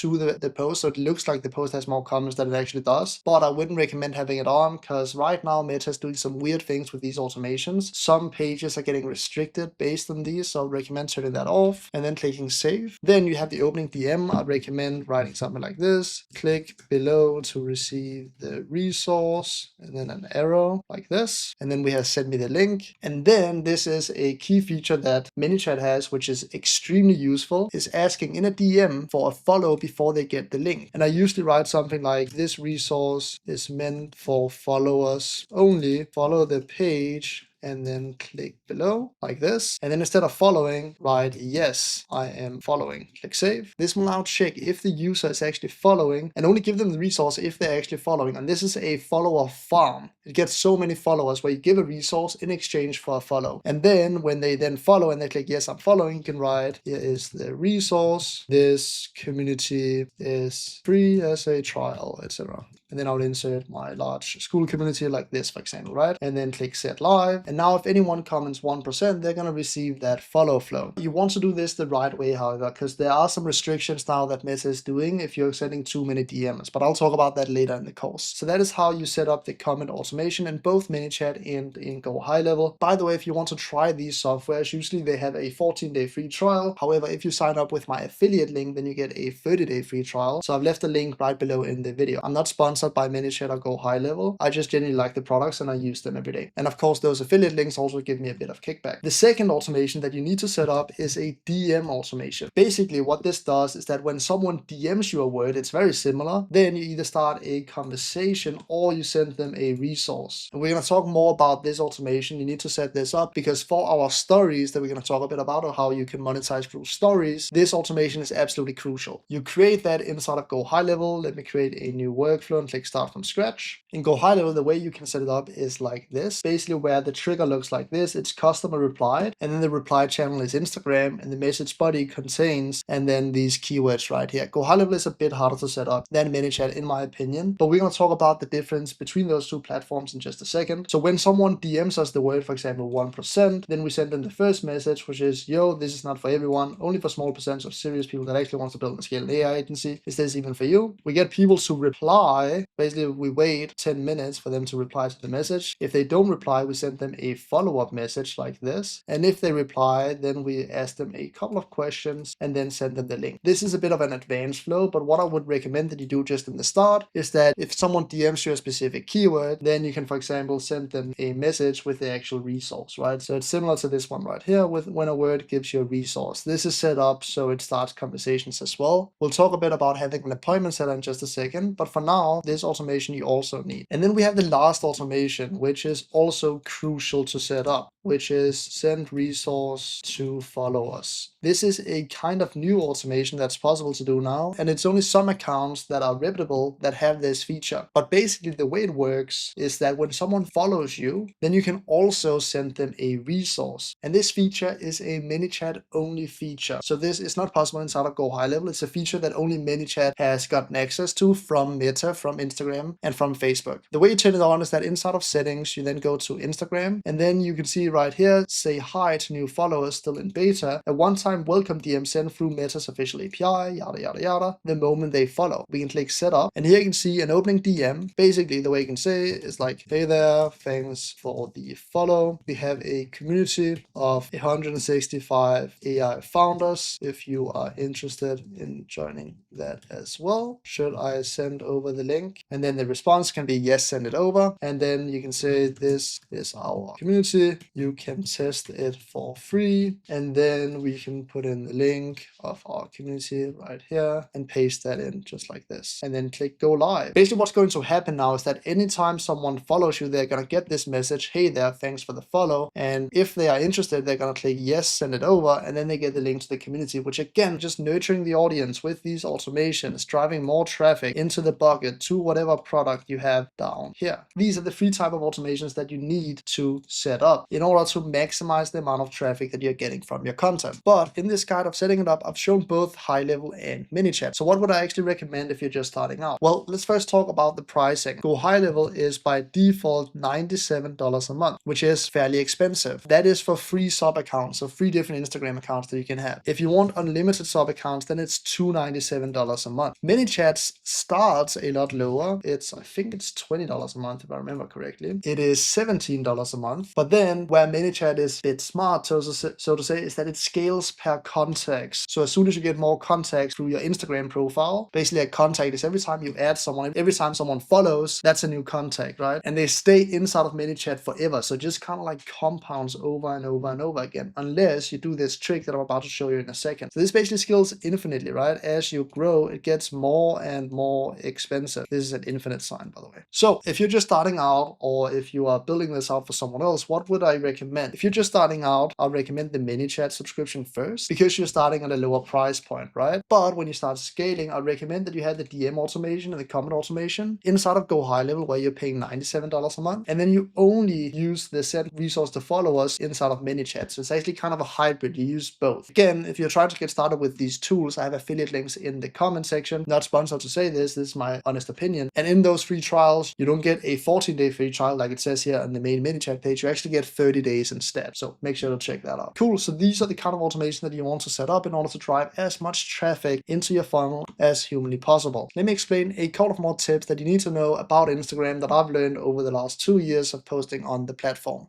Let's get into it. For posting on Instagram for over a year now and growing 300,000 followers, there's a couple of things that I've learned that are quite crucial. So in this section of the course, I'm literally just running you through what to do and what not to do in different scenarios when it comes to followers, stories, everything. And these couple of tips will literally save you so much headache. It's insane. The first thing you have to understand is that when it comes to followers, it's really a quality over quantity game. Let me show you an example. This video that I have right here has 115,000 likes. I think I showed it earlier in this course as well. But from that video, I only gained 2,000 followers. And those 2,000 followers were terrible followers because they didn't follow me for the right reason. Let me show you the clip right quick so you understand what I mean. It's basically just like a time-lapse video of saying infinite money hack, rent a video with your boys, don't leave until you make 100K. And it's basically just like a time-lapse over the day. And you can see a bunch of comments, a bunch of likes, but did it actually make me any money? Did it help me monetize my products? Definitely not. Then we have this video, which has half the amount of likes, but you can see way more comments. And this video right here got me 25,000 followers. And did that make me a lot of money? Yes, that one video probably has made me like $50,000 at least in revenue. So when it comes to the kind of content you're making, make sure that you think about, okay, you actually want quality followers for the goals that you're trying to reach. The next thing you need to know about is story reach, because Instagram has its own algorithm for how Instagram stories work. Basically, in short, the way the algorithm works is that a story is not shown to your entire audience. It's not like I can post an Instagram story and it instantly gets 300,000 views, not even close. Instead, the way that the story works is that it tests the audience. It basically shows the story to a couple of people, says okay, and then that audience basically determines, okay, do they like it or do they not? And these are things like saves, profile visits, link clicks, etc. And then it goes to a little larger audience and a larger audience, and every single time it determines if it's a good or a bad story. And that's how it determines how big of an audience it's going to show to you out of your followers. So what can you do in order to get a better performing story? Well, the first story that you post should always be engaging. You should catch people's attentions. There's also a trick that you can put a sticker of like a survey or something similar where people actually engage with the story. That shows Instagram that it's a good story and it's going to keep pushing it out. A thing that you want to watch out for are links. Instagram doesn't like when you send people off their platform. So one thing that's going to be a big red no in your stories are when you include links in that story. So when you like have a link right here, right? You've seen them before in Instagram stories. That hurts conversion. And you're going to get way less people seeing your story if you do that a lot. Instead, the better approach, and that's why I showed you earlier how to create these automations, is to tell people to DM you instead. So you have a story sequence of, let's say, 3 or 4 different stories that catches people's attention, nurtures them, converts them, etc. And then at the last story, you say DM and then a word. I like to like make an arrow like this if if you want some resource, or if you want to book an appointment, or if you want to work with me, or whatever it is that you are selling, this is how you do it. Because what then happens is that you're not sending people off the platform, you're sending them to your DMs, which Instagram likes way more than sending someone to another platform. It is a trade-off though, because much fewer people are going to swipe up and DM you than clicking on a link. So sometimes you're going to get more traffic to a website by using the links feature. However, I'm just telling you now that if you want your story to perform well, you don't want to send people off platform. Usually this is how it's done. And then another thing that you need to know about that's going on right now are DM restrictions. Basically, for some reason, Instagram sometimes restrict an account and stops them from being able to send DMs if they have, I think it's more than 200 DMs an hour. If you reach this, then they limit your DMs. You can usually appeal it and it's going to get removed. But this basically means that if you have a reel that all of a sudden goes viral, gets a bunch of likes and a bunch of comments, then sometimes your DMs can be restricted from that. And unfortunately, there's no like easy way to fix this. The only real way that I've found is basically just if I see an Instagram reel going viral, I actually turn off the automation in order to not reach that restriction. Hopefully Instagram changes this at one point, but I've gotten a DM restriction and I know a bunch of other people that have gotten DM restrictions as well because of this. So if you're building this for yourself, if you're building this for a client, just know that if all of a sudden you get a bunch of traction, even though you want to send the DMs out to everyone, sometimes it's a smarter decision to turn them off. Cool, these were just a couple of random tips that I've figured out while posting and grown to 300k followers. These are only things that you would usually not see on YouTube, but you would like experience yourself and figure out. So I thought I would save you some time by showing them now. But now we've talked a bunch about short form content. It's time to also talk about long form content and what you should prioritize first. Let's get into that part of the course. Let's talk about what it's smartest to start with. If you should start with short form content or long form content. And again, I've built both. I've started on Instagram, grew that to 300k followers, and then I also later did YouTube. But what do I actually recommend that you start with? This is a crucial question to ask because there's one of these that are much easier than the other. There's also one that makes a lot more money where it's easier to monetize. And then there's one that's long-term, in my opinion, the best platform that you can be on out of all the social media platforms. So let's talk about these three things. You probably already know it, but the easiest platform to grow on is by far Instagram. There are some Instagram profiles where the first reel goes viral and all of a sudden they have 50 or 100,000 followers. The reason for that is that short form is much quicker at going viral. And all you really need is just one viral video to build an audience, because you can have one viral video that gets you 25,000 followers. And that's much easier to do on Instagram than on YouTube. On top of that, consistently growing on Instagram, I would say you would at least need to post one time a day. It takes maybe around an hour, maybe even less with the skills I've showed you in this video. And that's because recording each reel that you do might take 15 minutes, scripting it and getting ready to record it might take 10 minutes, and then editing it with the skills max takes like 25 to 30 minutes of actual work. You also have the automations that I showed you, which gets you followers as well. Ask people to follow them before you give a resource, which is also kind of just like a follow farm. I personally started posting on Instagram first before I started YouTube, and back then I didn't really know these things, so you're lucky that you're watching this right now. So it was a good bet, and if I had to start over, I'd probably do the exact same thing again, starting on Instagram and short form platforms. However, when it comes to monetizing the actual audience, there's also a clear winner, which is 100% YouTube. I actually have the numbers on this, and my YouTube channel with around 76,000 subscribers performs almost the same in terms of like revenue as my Instagram with 317,000 followers. And there are a bunch of things that goes into this, like how engaged is your audience, what kind of content create, how niche is it. But in general, long form will have a more engaged audience. And why is that? Well, in order for someone to actually like your content, they need to have watched you a bunch. They need to have gotten value. And the easiest way to give someone value is in a longer format. It is in long form. That's the exact reason that you're watching this video right now, that you've watched all the way to this point. I wouldn't have been able to give you this resource that you're getting right now completely for free on Instagram, for example. So YouTube definitely wins there. And if you calculate the money per subscriber or money per follower on Instagram, YouTube 1% has a higher money per follower. And this brings us to the next thing, which is what should you actually focus on long term? The easy answer is both. You should be in front of as many eyeballs as humanly possible, and everyone is on short form platforms these days, and everyone is also on long form platforms. So you should be on both YouTube, Instagram, everywhere. However, there's one specific platform that I think has a much higher long-term value, and that one platform is YouTube. And let me explain to you why. Because the audience is more engaged on YouTube, that also means that people like you better. They get a closer connection to you when they watch you more than like a 60-second clip on a short form platform. And think about how AI is going to change content in the future. We're going to talk more about that later in this course as well. But if you think a bit about it now, content is going to be easier and easier and easier to create. You already saw the Claude skills that I have, which is very far ahead of almost everyone else. But just think like 2 or 3 or 4 or 5 years into the future, everyone will have like apps and softwares they can use to basically create and clone themselves and put out a bunch of content. So what will matter in the future? Well, the engaged audience is what's going to matter. You need a loyal follower base that's going to watch you for you, the things that you're talking about. Because if you have that, that means that you won't be able to be replaced by everyone else that's spamming out content as well, which will make you stand out. And that's also one of the reasons why it's so important to start a personal brand now rather than waiting 5 years, is because I believe it's going to be much, much harder in 5 years to stand out and to actually build an audience and get that loyal follower base, because there's going to be so many more creators that are posting content as well at that point because of AI. So the long-term goal would be to build a loyal follower base on YouTube. And another reason to why YouTube wins as well is because you can do live content. What you will see is that a lot of creators right now are doing live content as well. They're doing live Q&As or live streams, like Alex Hamosi has done a bunch of live streams lately. And the reason for that is that how do you build an even more engaged audience than someone that's watching on YouTube? Well, you go live and people get to see you one-to-one and you answer questions and people get to talk to you. That creates the highest engaged audience that you can possibly get. And I know that you can go live at Instagram as well, but it definitely doesn't work as well. And people don't usually go to Instagram for value. They go to YouTube for value, to watch educational videos like you're watching right now. So what platform should you actually focus on first? Well, you both want to be on short form and long form platforms. But that being said, I would recommend that you put most amount of effort into the short form platform when you're just starting out. And then later down the line, when you've built a bit of a follower base, just maybe a couple of thousand followers on Instagram, then you also start doing YouTube, because that leads to the longer term play. And that is exactly what I did as well. I started on Instagram. I think I got to around like 50k followers. And then I said, okay, I should be doing YouTube as well. And then I started posting on YouTube too. And if I had to do it all over again, that's exactly how I would do it again, because I could take the short form views, people that knew me on short form, a lot of them wanted longer guides on YouTube. And that's how I initially built my YouTube channel as well. I can link my videos on my Instagram and that gets a lot of viewers. And that gets that initial push on YouTube, which is really helpful. In the next part of the course, we're going to talk about YouTube. We're going to take a look at some of the Claude skills I have for YouTube that you get access to as well, that has helped me build up my YouTube channel to 76,000 followers and helped me triple my subscribers in 3 months. I'm showing you absolutely everything. Let's get into it. Let's talk about the one thing that everyone gets wrong. It's the one misconception that everyone has when they try to start on YouTube. But before you can understand, before we can dive into this, I want to show you the first educational YouTube video that I made. You can see 14th of March 2023. This video is unlisted because of how bad it is. One thing that everyone misunderstands is that the ability to talk in front of a camera is not something that just comes naturally to you. It's something that you practice over and over and over again. And the best way to show you that is this video right here, because this was my first educational video of me talking into a camera. And what I want you to notice is that my eyes are all over the screen. It looks very, very weird. It looks like I have a tick or something. Like, look at this.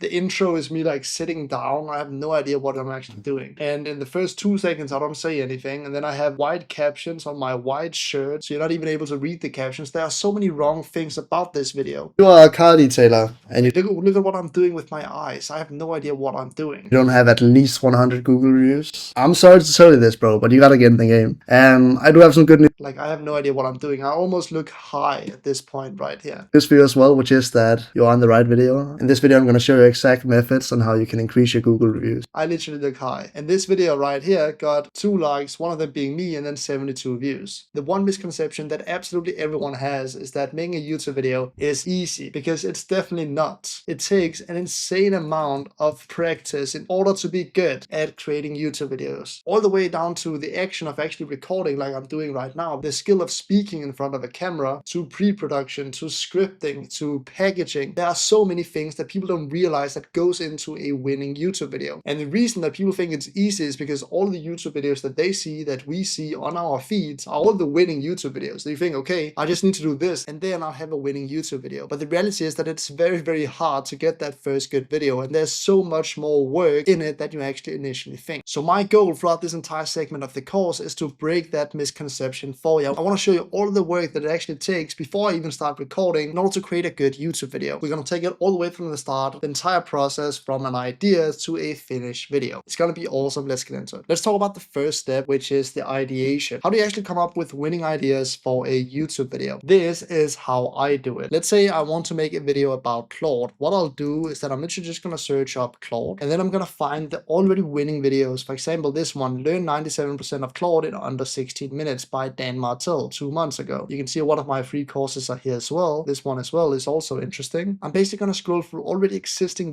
winning videos to see what's already performing. And I recommend that you get a tool like the one I have right here, which is called vidIQ. This is basically like a YouTube tool that can show one specific score that's extremely important, which is this one right here, the outlier score. Learn if a video is outperforming the channel's average. Beginners to YouTube, they go through this and they think, okay, a 2 million view video right here and a 900k video right here, that must mean that this video is better, this idea. But that's not the truth, because you want to look at the outlier. You want to see, okay, how much of a difference does this idea make compared to the channel's average? And when you look at that, then you can see that this video has a 24x outlier score, which means that he gets 24x the amount of views on this video that he usually gets. Same with this one, 90x outlier score. Or this one, it was a video I made, 100x outlier score. You want to go through these videos and find the videos that have a high outlier score. And those are the videos and ideas that you want to take inspiration from. This is what I then do next. I take a couple of videos that has a high outlier score, like these ones right here, and I place them inside of a Google Docs. And this is what I do before every single video that I make. And you can see this one right here has a 75x outlier score. This one right here is 16x outlier score. So I've got a couple of formats right here that are already proven. Then I write out my idea, and I'm going to show you in a second how you can create your own thumbnails like this without having to hire a thumbnail designer. I basically build out the packaging for my video before I even start recording. I need to know exactly, okay, what this video is going to be before I start planning the entire thing out. And I always start with the packaging. Sometimes I change the thumbnail and the title at the end if I think I have something else that fits better, but usually I already have the thumbnails in place before I even start recording in the first place. So before we even start recording, in the ideation phase, we need the idea. We also need to have an idea of, okay, how are we going to package this? So the packaging of the video, the title and the thumbnail, how are we going to do that? When we have these two things sorted, then we can start with the planning of the video. We still don't record yet. We start planning it first. This is the next step that I call the planning phase. This is in green now because I mark it when I'm done recording it. But this is basically the plan for this video that you're watching right now. At the start, we have a cinematic intro. Me and my editor will create this at the end when we know exactly what the video is about. So it's not very logical. You plan out this entire thing before you even start recording. And then I don't record the intro first. I record the intro at the end, and I record everything else first. So here I have the entire script for my entire intro. And then I do something that has really helped me blow up my YouTube channel. I basically structure it like this. In my intro, I script out the entire thing. It's always like this. No matter what kind of content you create, you want to put the most amount of effort at the start of the video because that's where most people see it. Some people will drop off. That's inevitable. So in the intro, I script the entire thing. And then for every other section after that, I do this. I create what I call subhooks. Let me show you an example. This might be a bit green. So let me just make it black right quick so you can see it. In my videos, I script out subhooks. And what those subhooks basically do is that they rehook people into the video. So for example, when I talked about setting expectations right at the start of this course, I said, congratulations, most people that start a course like this don't even get to this point in the video. You're already in the top 50%. What does this make people do? Well, it gets people to keep watching because they feel like they're doing progress. This is what I call a subhook. You can also see I said the other 50% is now probably consuming brain rot videos. I script this out, the first part of every single section that I talk about. You can see I've scripted out this entire subhook, and after that comes all of the things that I'm going to mention, like show the curve for growing, explain that Mr. Beast posted 100 times, blah, blah, explain that it took me 94 posts. Then I basically write out the exact things that I'm going to talk about. I'm not going to script all of that out because I want the freedom to just chat a lot and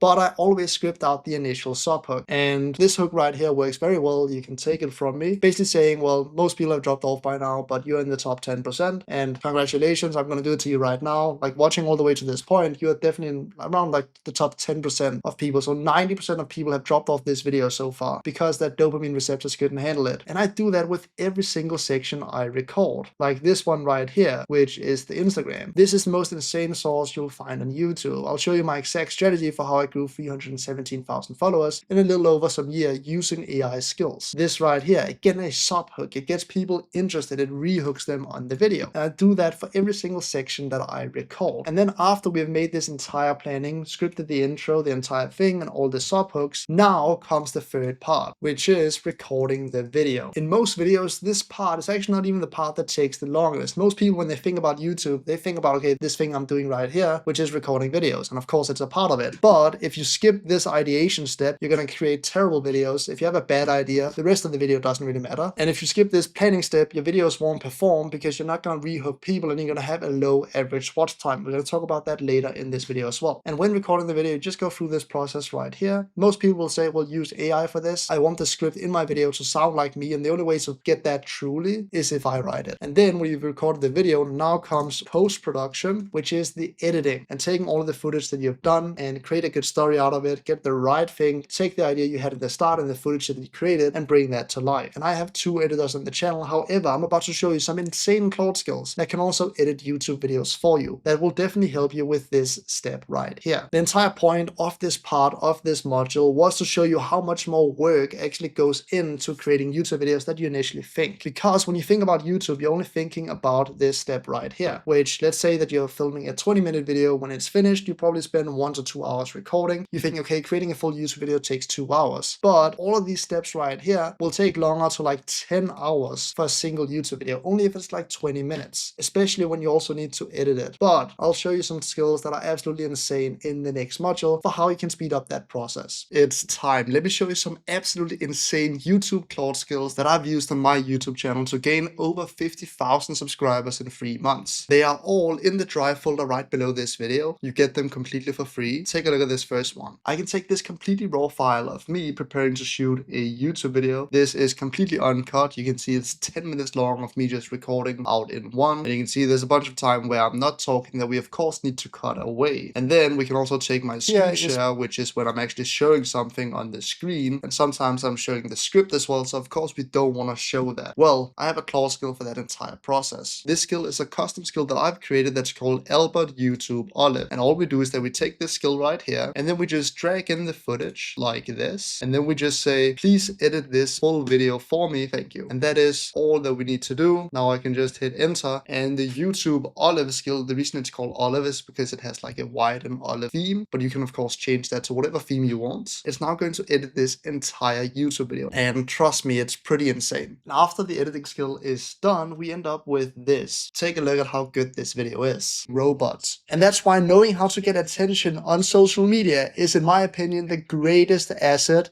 that you can have in 2026. And in this course, I'm teaching you every single thing that I know about it. This right here is my Instagram, and at the time of recording, we have 317,000 followers. And this, you probably know, this is my YouTube, and at the time of recording this, we have 75,000 subscribers. Come with a guess. How long do you think it took me to grow this audience? I'm not sure what you guessed, but it took me only a little over 1 year. But what happens when all of that is stripped from you? I can tell you, because 3 months ago, Meta decided to completely remove my Instagram from the face of the earth. They gave me no reason. I still to this day don't know why, and all the work that I'd done over the past year was erased overnight. It took some time, however I realized that this was a chance to prove something to myself. I could prove that I could do it again. So I started a new Instagram. I posted over 150 times and got hundreds of thousands of views and gained over 4,000 followers from a completely new account in 1 month. And luckily enough, I also got in contact with Meta and the account was reinstated. But it's safe to say that I might know a thing or two about social media. And the only reason to why I could grow a completely cold new account to over 4,000 followers and post 150 times in a month, by the way, that's 5 times a day, is because I could use AI. And in this course, I'm showing you absolutely everything about how I did it, no gatekeeping. So who's this course for? Well, you're one of 2 people. One, You don't want to grow your audience yourself, but you want to offer services to content creators. If you want to do that, then this will be massively valuable for you. Or two, you want to build your own online presence for either yourself or your product. I think you get the point. This video is 100% edited by AI. I didn't go into a code editor. It's all done from within this skill. You don't really need to remember this. You just gotta understand it. It basically transcribes the video that you've created. So it finds out, okay, what is this video about? Then it makes a decision, okay, what should I include and what should I not include, so it can handle all the retakes. Then it cuts up the video so it sounds good. It adds B-roll like this. You can see right here. This is done with the Hicksfield MCP. It creates all of these animations as well to keep it engaging. And it basically makes the decision, okay, when should we have the B-roll like this right here? And when should I have this screen right here with like this cutoff that's kind of viral? And when should it be a full screen of me talking as well? All of this is what Claude makes a decision about, and it cuts the entire thing up, renders it, and then sends it to you. It does take a while. It takes like 20 to 25 minutes, but it can do all of this just from like one prompt. I hope you see how insane this is and how quickly AI is going to be able to do everything that an editor can do. I must say though that right now an editor is very useful to have, but this is if you are just starting out, you don't have too much time for the content, or you're offering it to someone else where you don't want to spend all day doing service delivery. This works very well. The next skill I want to show you is also extremely cool. Around like 1 month ago, I started my second channel. I'm still warming it up. I'm just posting on it, but I have a skill for posting on this channel as well that I want to show you. All I do is that I just use the Albert second channel skill, this one right here. Then I go to my main channel and I find some video that I want to cut up in smaller videos like this one right here. And I paste that in and I hit enter. And that's all I need to do. Claude is now going to transcribe the video, so find out what it's about. Make the decision, okay, what individual videos make sense so I can cut it up into smaller videos. And then it gives me all of the files back to me. And doing this entire thing usually takes around like 10 minutes or so. After around 10 minutes, we end up with these clips. There are 5 in total. You can see the decisions it has made right here about what it's about. It even gives us the title that we should use as well. And it basically just cuts up 5 videos individually that make sense standalone. And why is this so crucial? Well, I don't know if you've seen the More Mosey channel, which is basically Mosey's second channel. And you can see he's posting every single hour on very specific issues. And the crazy thing is, I heard Mosey talk about this. He says that his second channel with 113,000 subscribers has the same amount of attributed revenue to his main channel with 4.4 million subscribers. Why is that? Well, people watch his main channel first, so it's not like his other channel standalone would be able to do the same, but they watch his main channel first and they of course get to know Alex Hormozi. And then, and this happens to me all the time, the second channel pops up with a very specific issue, like this one right here. My girlfriend is annoyed I work so much. Someone that has this problem will see this video and instantly click on it, and it might only be 1.7 thousand people that do it, but that person that has that specific issue now has a specific video for their issue. Same with our videos. This one right here, carousels used to take me hours, now they take me 5 minutes. Someone that has an issue of creating carousels will now see this video, they're gonna think that's awesome, they're gonna click on this video, they're gonna watch this video, and that again builds a closer connection to the audience. And the skill literally allows you to post every single hour. This next skill I'm about to show you is also absolutely bonkers. It's one of my favorite Claude skills that I have, and it's called Albert YouTube B-roll. And what I can do is that I can say I want a Blender animation of a car punching someone else in like a Fern-like animation, and hit enter.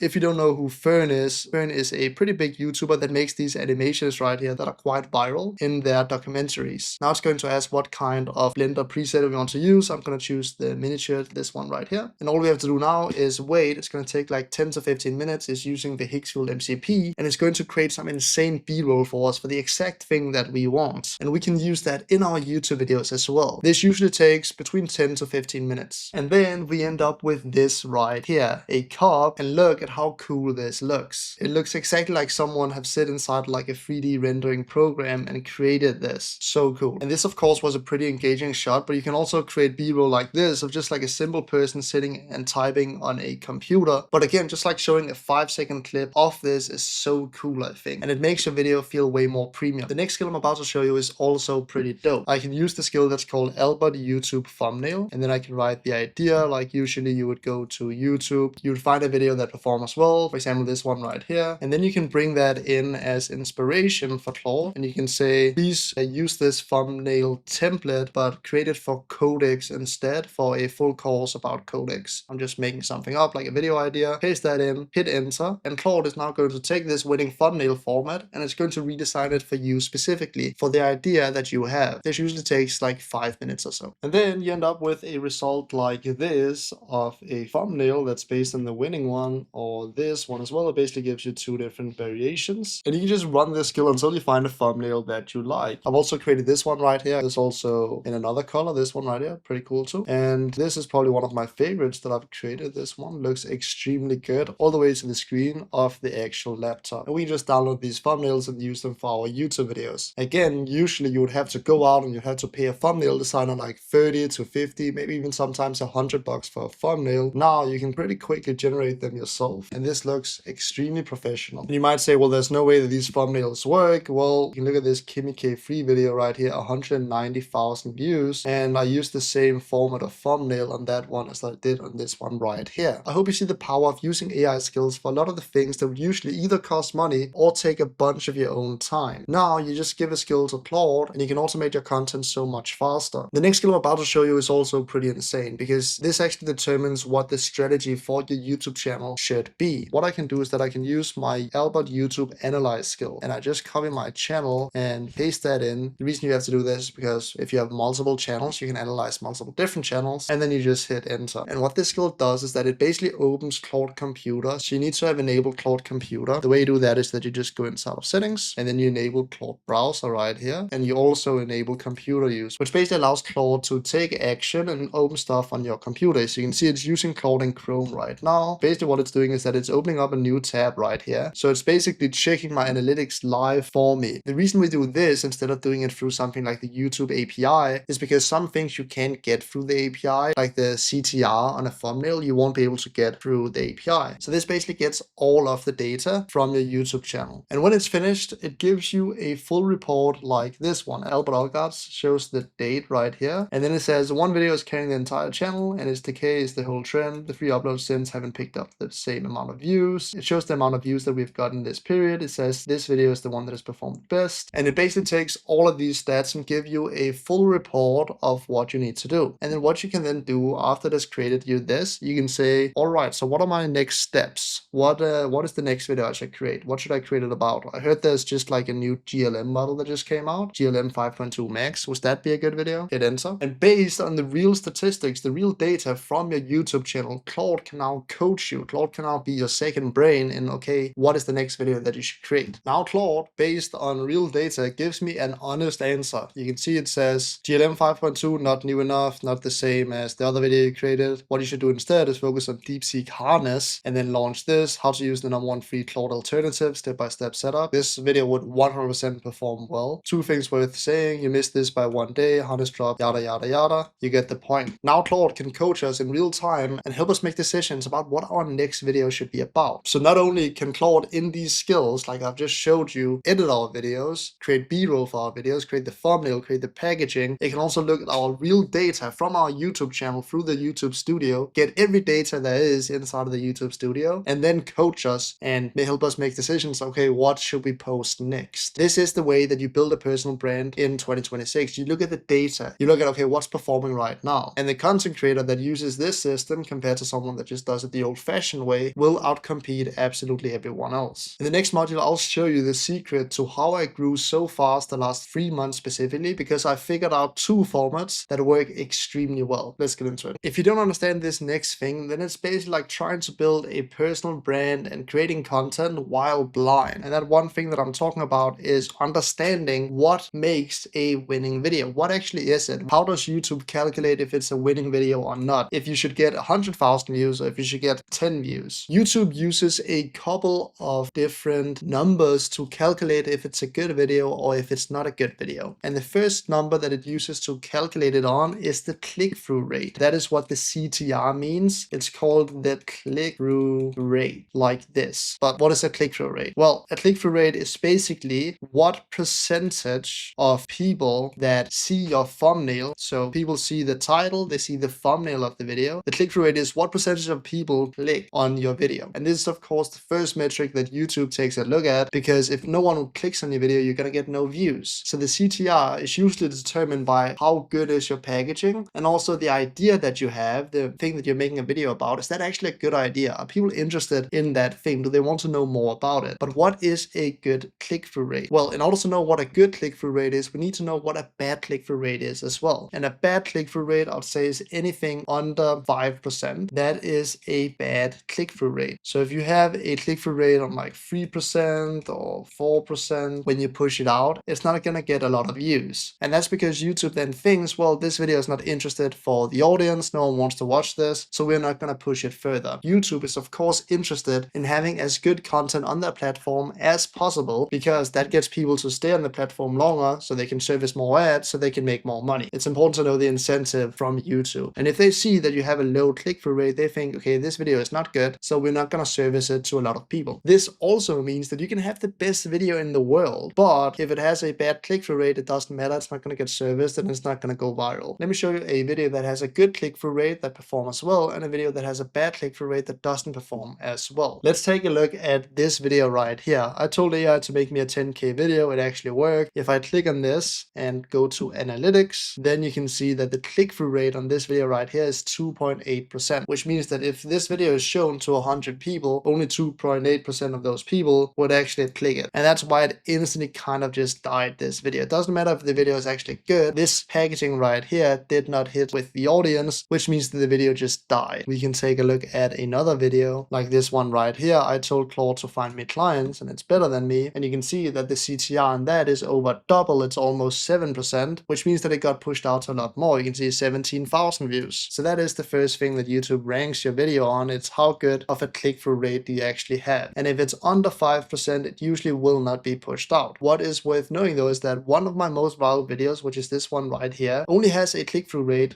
only of 5.4%. The reason that it's not as high as the other one that only got 16K views, but still has way more views, is because when it gets pushed out, it's automatically gonna drop in click-through rate. The way that YouTube works is that it initially shows it to a little pool of people and then a larger pool of people, and then it like slowly gets pushed out more and more, right, to a larger group of people. Initially it shows it to a concentrated audience. All of this audience is interested in the Kimi model, for example. If we take this example of this video right here, but as it gets pushed out, it tries a larger and larger audience, and in that audience the concentration of people that are actually interested in what we are talking about will of course also go down, and that's normal. So the click-through rate as the video is actually going viral will actually go down, and that's why this video right here, even though it performs very well, the click-through rate slowly declines. You can see it right here. It started on like 7.5%, and as it got pushed out, it slowly decreased to like 4.7, 4.3, 4.6. Just saying this so you are aware of that. You can have a winning video that's still under 5%, but usually it needs to start at like 7, 8, 9, maybe even 10% click-through rate in order to go viral. The next metric is also crucial to understand, because you can have a good click-through rate, but if this next metric isn't there, it doesn't matter. Your video is still gonna flop. Let's get into that. Alright, so when you've nailed the click-through rate, now comes the next important thing, which is the average watch time. This is in the word, so how long does people on average watch your video for? You can find that by going into one of your videos and then going to analytics, and then you can see the watch time right here. And if you go to the engagement tab and scroll down, then you can find the average view duration right here, 2 minutes, and the average percentage viewed of the entire video. These two statistics are of course extremely important, because this tells YouTube if people actually like what they see. If you have a low average view duration, it means that people click your video, they like your packaging, and usually you make some kind of promise in your packaging that people are gonna get something. If they then start watching your video and they don't get that reward or that thing that you promised them in the thumbnail, that is where the average watch time drops. And of course, this metric right here for how much of the video, what percentage of people watch, also of course matters a lot. And 17% is honestly quite low. This video didn't perform that well, because if you have a very long video, like 4 hours or something, then of course your average watch time is going to be higher, but your average percentage viewed is going to be lower. So how do you actually fix your average watch time and increase it? Well, it's very connected to your packaging. You need to, in the first 30 seconds, make sure that you give the reward of the thumbnail, or at least get people hooked in. That's what a hook is for, and tell them what they're getting in this video. So if you are in the thumbnail showing some top 5 tips of something, then when people start watching a video, you need to tell them again and hook them in again and tell them that in this video they're gonna find out this, this, and this to keep them watching. Another thing, and we've already talked a bit about that, is the rehooks. So when we script our content, all of these rehooks, this next skill will literally save you 2K a month. They remind people why they're watching the video, and you need to rehook people again and again and again, ideally every like 2 minutes minutes in the video. Those two things you really need to focus on, because you can have a really high click-through rate, but if people don't keep watching, then YouTube thinks, okay, we are servicing this video to someone, they don't like the video, we're not going to push it out anymore. Another thing that you can do is that you can look at the retention curve. So this curve basically shows throughout the entire video where people are dropping off. And what you can see is that people are dropping in the hook right here. Only 47% of viewers are still watching around the 30% mark. And that is also why this video got around. It has 23,000 views. If I then go to another video like this one right here and compare it, you can see this one has 190,000 views. And the reason why it has so many more views is that the retention curve looks a lot more flat. You can see it's not as steep down of a curve. It even has one point right here where people go back and rewatch this part right here. This is the tutorial part where I show people how to do something. They go back and rewatch it. That's why the curve goes up. People are not dropping off. They're actually going back and rewatching that part. And you can see 55% of viewers are still watching around the 30% mark. So there's a bit higher. People are still dropping in the start. That's inevitable when it comes to a YouTube video, but more people are watching throughout the entire part. And if we look at the average view duration, the videos are about the same length. I think the other one was actually 17 minutes, but this one has almost twice the average view duration, and the other one was 17%. This is 27% duration viewed by default, and that really makes the difference. You can see the other one got 20k views. This one has almost 200,000 views, so it 10x's the reach of the video. So in order to get a good video, these are the two things that you need to focus on. If you get these two things right, you will get viral videos. However, there's a third thing as well, which is crucial when it comes to getting a winning video, and I've seen video be pushed out like crazy because of this one thing. Let's look into that. The third thing that can also absolutely blow up a video, actually multiple things combined into one, which is the like, comment, and sub rate that you're getting. I want to show you something quite interesting. This video right here, that is my most viewed video, the 4-hour course that I've made, has almost 900,000 views, and what you'll see is that the average view duration is 4 minutes and 40 seconds, which isn't that long. The average percentage views is 2.1%, and that's because it is such a long course. The click-through rate is pretty good, especially considering it has 7.4 million impressions. Like 8% click-through rate is really good. But what really pushed this video out is how many likes this video has gotten. You can see usually likes versus dislikes. That's one of the things that YouTube calculates. It has 99% likes to dislikes, where my channel average is like 98.5. But if we look at how many people are subscribing, like this one video got me 22,000 subscribers. The rate of subscribers are pretty insane. And you can also see it has almost 40,000 likes as well. And it has 872 comments. So if you can get people to like the video and comment on the video and sub to your channel, that's another sign to YouTube that your video is actually good. And that's also why I usually in my videos have a segment where I say, if you like videos like this, then you can show YouTube by liking, commenting, and subscribing to the channel. That tells YouTube that you want more of those videos. All right, back to the video.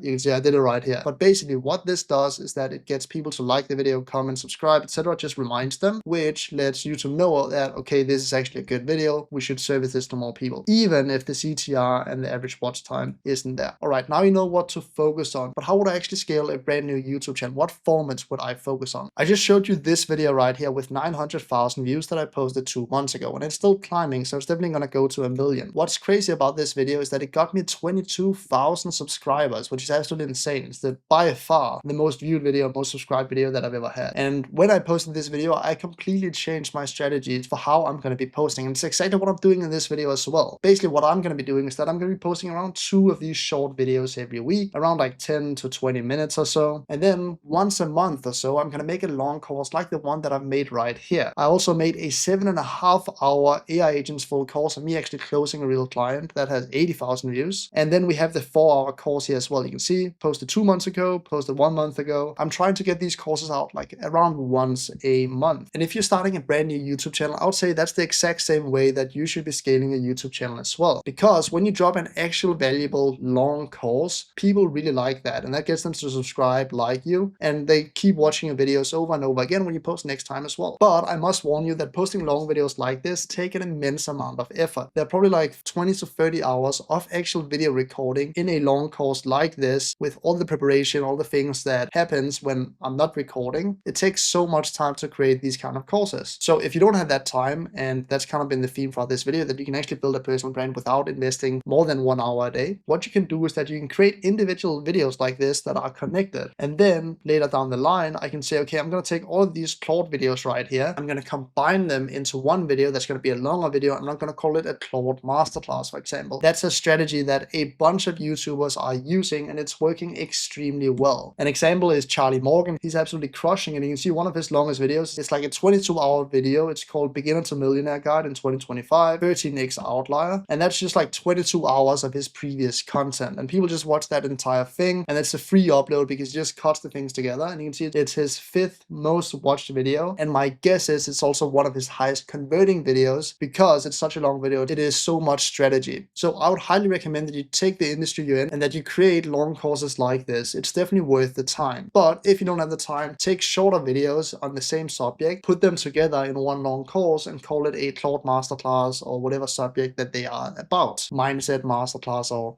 whatever your industry is. Do that and let me know in the comments. Come back to this video and tell me how it went. This next tip is also pretty insane. It has gotten me a lot of views because you can also post shorts on the YouTube channel, and I'll highly recommend doing that as well because that also just grows the channel. And especially when you have a subscriber base, it shows people your face over and over and over again on shorts as well, which just builds that audience, builds that connection. And you can see some of my shorts have like 1 million views, 85k, 50k, you get the point. But you can actually use shorts to get more views on your videos as well. Let me show you how to do that. When you go to upload a short on your phone and you click this plus right here and you make sure that you are on short and you click upload. Let's take this new video that I want to upload, this one right here. There we go. Now I add a caption. I usually write something like full video above, and then I link it like this to be above the video. And I'm going to show you why in just a second. Now we go down to select audience. I say, no, it's not made for kids. Show more. And then you can click on this one right here, related video, because what this does is that this links to another video that you've made. So for example, what I'm talking about right here is my content skills, which are from this video right here. So I can link this video. So it says related video, and I'll show you how that looks in a second. We of course make sure that it's set to public. We don't need to add more of a description than we've already added the title. Location, we don't need to add. We don't need to add anything else. And now we click upload short because I'll show you how this looks on a short in just a second. I can do that by going to one of my other reels, like this one right here. You can now see the reel links on the video, like how to use the #1 open source model. I can click this and this then links to the long form video. And on the new one that we just created, you see it also links to the video right here. And what this basically does is that it just sends more views to your long form videos, which again shows YouTube that people like this stuff. And it's again a way to build a bigger audience. And you should be posting on Instagram and YouTube, so you might as well just take the reels that you're doing on Instagram and then making them on YouTube as well. Just wanted to show you that strategy because it has gotten me a lot of views. It doesn't necessarily get a lot of subscribers right off the bat, but it gets people to get to know you. And when they then see a YouTube video of you, they then click on it and they stay for longer. So again, a way to build the audience. There's one thing that absolutely blows up your business when you're doing content. And that one thing that we haven't really talked about so far is ads. And let me explain to you why. When you are creating content, people, they see your face, right? You kind of become a trusted figure in your space. People, they start listening to what you say. They start taking your opinion seriously. You basically build trust in your industry. And that becomes extremely useful when it then comes to paid acquisition that you can add on top of the content that you're already doing. Because this content by itself will definitely generate sales. However, with ads, we can increase how many sales that your content is doing. And basically the way that the funnel works is that people would usually see your content first. And then after they've seen your content, but they're going to start seeing your ads, and your ads are going to be more promotional, so to say. They're going to be selling something, and that's going to lead to even more sales. So in this part of the course, I'm going to show you how you add this brand to your already existing content that can really blow up your business, no matter what industry you're in. Let me show you the easiest way that we can create these ads, and we can actually take content that has performed well as content and make it an ad. I'm going to show you how we do that. And two, I'm going to show you how we set up the Facebook Ads Manager account the right way with the right settings so we can run ads to our audience. We need the right campaign structure, and I'm going to show you everything in this course as well. Let's get into it. First step we need to do is that we need to set up our business account on Facebook. So search for business.facebook.com, and if you don't have an account already, then create one, and then you're going to be inside of the Meta Business Suite. If you have a business Facebook page already, it needs to be a business Facebook page. Then you can also find the Meta Business Suite by just clicking here on the left hand side. Meta Business Suite takes you to the same place. Now go inside of settings, and the first thing you want to do is that you want to fill out everything under business information right here. And when you have done that, then you create an ad account by going into ad account, clicking add, and then creating a new ad account for your business if you don't have one already. I have an ad account right here that's called AI Automation A to C, which is the one that we're going to be using. So I'm going to open that in Ads Manager just like this. In order to run ads from our Instagram account, because the entire point of this is that we can take our accounts like our IG account and we can then use that to run ads both to our audience but also to people that don't know us yet. It's really good if you already have some social proof on your Instagram, you maybe have a couple of thousand followers at this point, then running ads with your IG just builds that trust that an account with like 20 followers wouldn't build. So the first thing we want to do is that we want to go inside of Instagram accounts right here, and then we want to connect our Instagram account. Right now I have my second Instagram right here, but I'm going to add my other one. Claim Instagram account is blocked a pop-up, and now I'm basically going to log into my main account so we can add that to the business account as well. It then says this right here, log into Business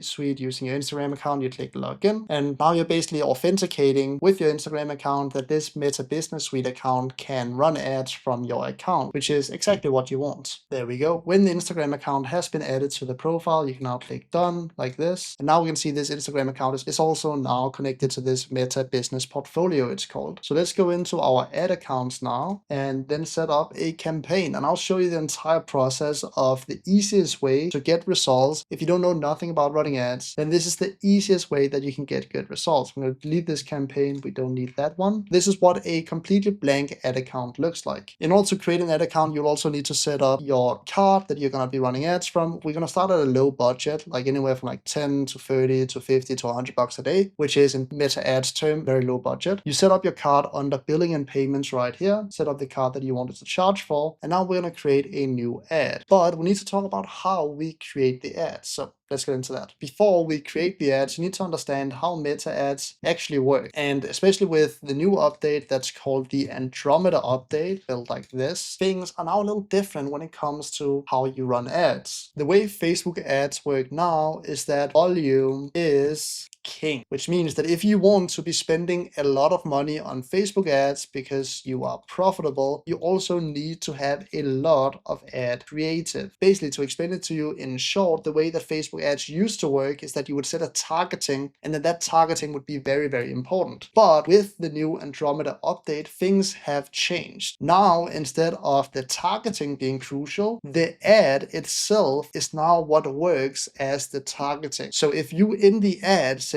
I'm looking for plumbers, for example, in the ad, Meta is now much better at finding out, okay, who is this ad actually for, by looking at how specific it is, and then they're going to service that specific ad through their algorithm to the person that would be interested in that ad. And what does that mean? Well, it means in order to spend a lot of money on the platform, which is ultimately our goal, if we are profitable with ads, we want to be spending as much money on the platform as humanly possible because we are profitable. And in order to spend a lot while being profitable, we need a shit ton of ad creative. You can think about ads like this, basically a bunch of small pools with an audience in it, right? This is the audience that you are running ads to. Audience is written right here. Basically what happens is that when you create one ad, then you might hit this audience right here. When you create another ad and you start spending, then you might hit this audience right here. When you create another ad that's a bit different, maybe it's an image instead of a video, maybe there's a different title on it, maybe the hook is different. Basically, the more ads you create, the more pools of these you can reach. However, the way with pools is that they get drained. At one point, this pool is drained, so all of a sudden this pool is no more there, and all of a sudden this pool is drained as well. So as you basically run ads to these pools, they automatically disappear and they get drained as you spend more and more money showing ads to this type of people. In reality, there are way more audiences like this, right? It looks insane. The audience is crazy. Facebook has so many users. The reality is that you want to just run a shit ton of ads and you want to keep running ads, basically test new creative, test new pools, find ads for all these different pools right here, and some of them are going to disappear, so you need to like keep feeding the machine with ads in order for it to run and drain these pools that generates you money. That is the name of Facebook ads. You don't necessarily need to understand this 100%, just need to understand that Facebook is an ad creative volume game, which means you need good ads, you need to have a lot of them, and you need to test a lot of different formats for what actually works in order to drain these pools that you're interested in draining. But there is a secret tip to how you can generate these ads with the content that you're already creating and how you can have a higher likelihood of the ad performing very well as well. Let me show you a trick. In order to find the content that can also be used as ads, ads, I have a very, very cool tip, which is that we can use the already existing content that we have already created, that we know our audience like, and we can run that as ads as well. For example, this video right here has 54,000 likes. So what I'm going to do is that I'm going to create a new docs, and I'm basically just going to take a picture of the video so I know which video it is. And I'm going to call it winning content. And then I'm going to paste this in, make it small because we're going to need a lot of ads here. And then I'm going to copy this bio right here because that's what we're going to use to find it, because we're going to use this. And then I'm also going to copy the link just so I have it. And I'm going to do that with a bunch of my winning videos, but the ones that would actually be converting. There's a big difference in that. For example, this one right here has double the amount of likes. However, it's like a time lapse. This wouldn't convert as Facebook ads. So I'm going to go, for example, this one right here is a good one as well. So I'm going to copy this one, paste that in, insert a screenshot like this, and then also comment this thing right here so I can find the reel. It's very important that you get the bio because that is how we're going to find it, like this. So I'm just going to go through and find a bunch of ads that I think would perform well. For example, was this one? Well, this was a different one. This one right here, 15 favorite Claude skills. Copy that one, insert that, take this as well. And what specifically works quite well is when a video where you give some kind of resource. For example, in this video right here, I basically just give a bunch of Claude skills for free. Running that into our community with a free trial, for example, I think could convert. So I'm basically going to go through all of my videos, the ones that are the best performing that I think could convert as ads as well. For example, this one as well. Take a picture, paste it in, make it smaller, insert the URL, and then insert the caption as well. And I'm just going to do this with a bunch of ads until I have like 30, 40, or 50 ads or something like this. Might take a little time, but it's so worth it. Let me do that and then I'll be right back. Cool. I think I've added like maybe 20 videos now or so that I think could perform well as ads. All winning videos from my Instagram profile, and they are very different. Some of them are like tier list videos, some of them are tutorials, some of them are like head talking videos, some of them are just like straight resources of getting skills for free. There's a bunch of different stuff inside of here. Some of them is like me writing on a whiteboard. There's a bunch of like previous videos that have performed well for me, but that is not enough volume, because when I say volume and when I say that you should test a bunch of different formats, it's both with like different videos, but it's definitely also different formats like images and carousels, etc. My 15 favorite Claude skills in 60 seconds, my cost reducer skill, my init skill, my scalability skill, my security skill. So I'm also going to find some of our winning carousels that we have created. And just like before, for example, this one right here, I think I've spent 1,000 hours vibe coding. This one is winning, so I'm going to copy this as well. And in a new docs for this one, winning carousels, we're going to do the exact same thing I did before. Paste in the link, paste in the image so I can remember which one it is, and then also paste in the caption, because we're going to be using this for finding the post when we are running our ads. So I'm going to find the ones that have performed the best for me. This one right here as well, my favorite Claude skills, works well too. This, copy the caption too. This smaller, we don't need it this big. And just like before, I'm going to take as many winning carousels as I can find that I think would convert. For example, start a one business with Claude like this. This is a pretty good carousel, so I'm going to paste that in as well. All of the carousels that I think could perform well as ads, we're going to paste into this document as well. Copy this, we don't need the entire thing. Here's my setup. This is, in my opinion, the best way that you can start running ads. Start from organic content and then post and then make it paid and push already winning content, because then you have a pretty high likelihood of that content working as ads as well. This carousel as well has 3,000 likes. Copy that one too, paste that in as well. So that's what I'm going to do now. I'm going to just do the exact same thing I did with the reels. I'm going to find as many carousels as I can that I think are winning, that would be good to include. And then I'm going to be right back. There we have it. Now I've collected a bunch of my best performing carousels that I think could perform well. Some of these have an extreme amount of likes. This one has 10,000. This one has like 60,000 likes. So these carousels are also proven as organic content, which means that they should probably perform well as paid ads as well. When a carousel has been performing well organically, it doesn't mean that it would be a good paid ad as well, but there's a high chance that it would. And it's basically just, we already have this content already. It's already posted. Now I'm going to show you a pretty cool trick where we can take this exact post with the social proof, with all the likes, with all the comments, and then run that as paid ads. It's going to be pretty cool. However, while collecting the ads, I want to show you something cool that we can do with Canva as well to create even more ads, because it is just about having as much volume as possible, especially if you want to be spending a lot on Facebook ads. You can also set up a Claude skill that creates ads. I've done it a lot inside of Canva, however, and I already have a lot of ad templates, and I'm going to give you those templates as well. For example, this one I know performed well, this kind of like ad template right here. So we can use these ad templates, we can change them to our new offer, and you can change them as well, and then we can run those as ads ads as well. So let's start with this one. I'll be testing ads for our community that has a free trial. It's a pretty big community. It has 165,000 members inside of here already. So I'm going to update the course. It is $7 and it also has a free trial. So I might like insert free trial here as well. And then we can insert an arrow, and you could also do this with Claude if you wanted to, but it's almost faster at this point just because I already have the templates to set it up inside of Canva. However, if you wanted to really scale at one point, I would definitely recommend that you set up Claude skills for this as well, exactly like I've showed you with the carousels, with the Hicksfield MCP. That works for this as well. So we're gonna change this to what's actually inside. There's a free AI agency course, free AI agency go high level trial, and agent templates like this. And then we're gonna make it red. I might try in different colors as well. Let's see, do it like this so people notice that it's free. I need to make an additional space right here so it looks a little better. Now it says free AI agency course, free go high level trial, agent templates. Before 97, now $7. We maybe make this white so it stands a bit more out. Does that stand more out? I think the black one actually stands more out.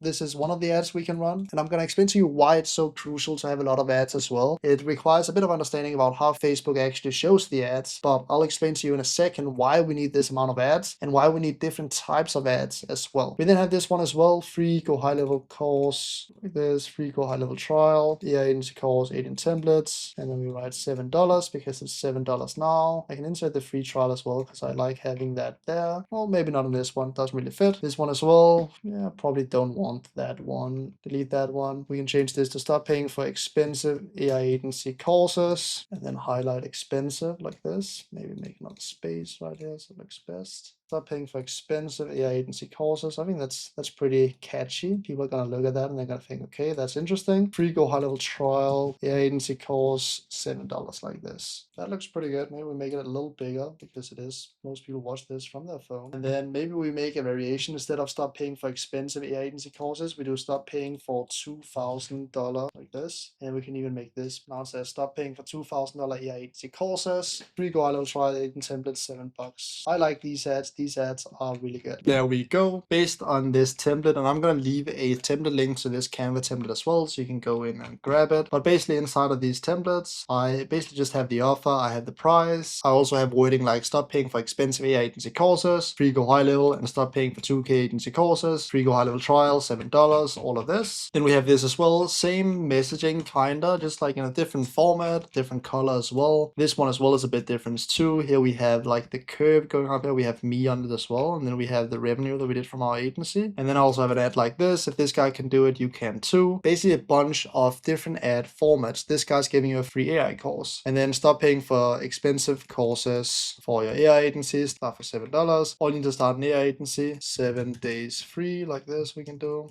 Can extend this background a bit. 7 days free. Start an AI agency in 7 days. This one is good as well. Start an AI agency in 7 days. Like this. We can make it a little bigger. 7-day free calls like this. This looks pretty good too. So I'm basically just taking this template, updating the messaging a little bit, updating the offer. Stop paying for expensive software for AI agency before, yada yada yada. Maybe we do Claude instead. $20 a month.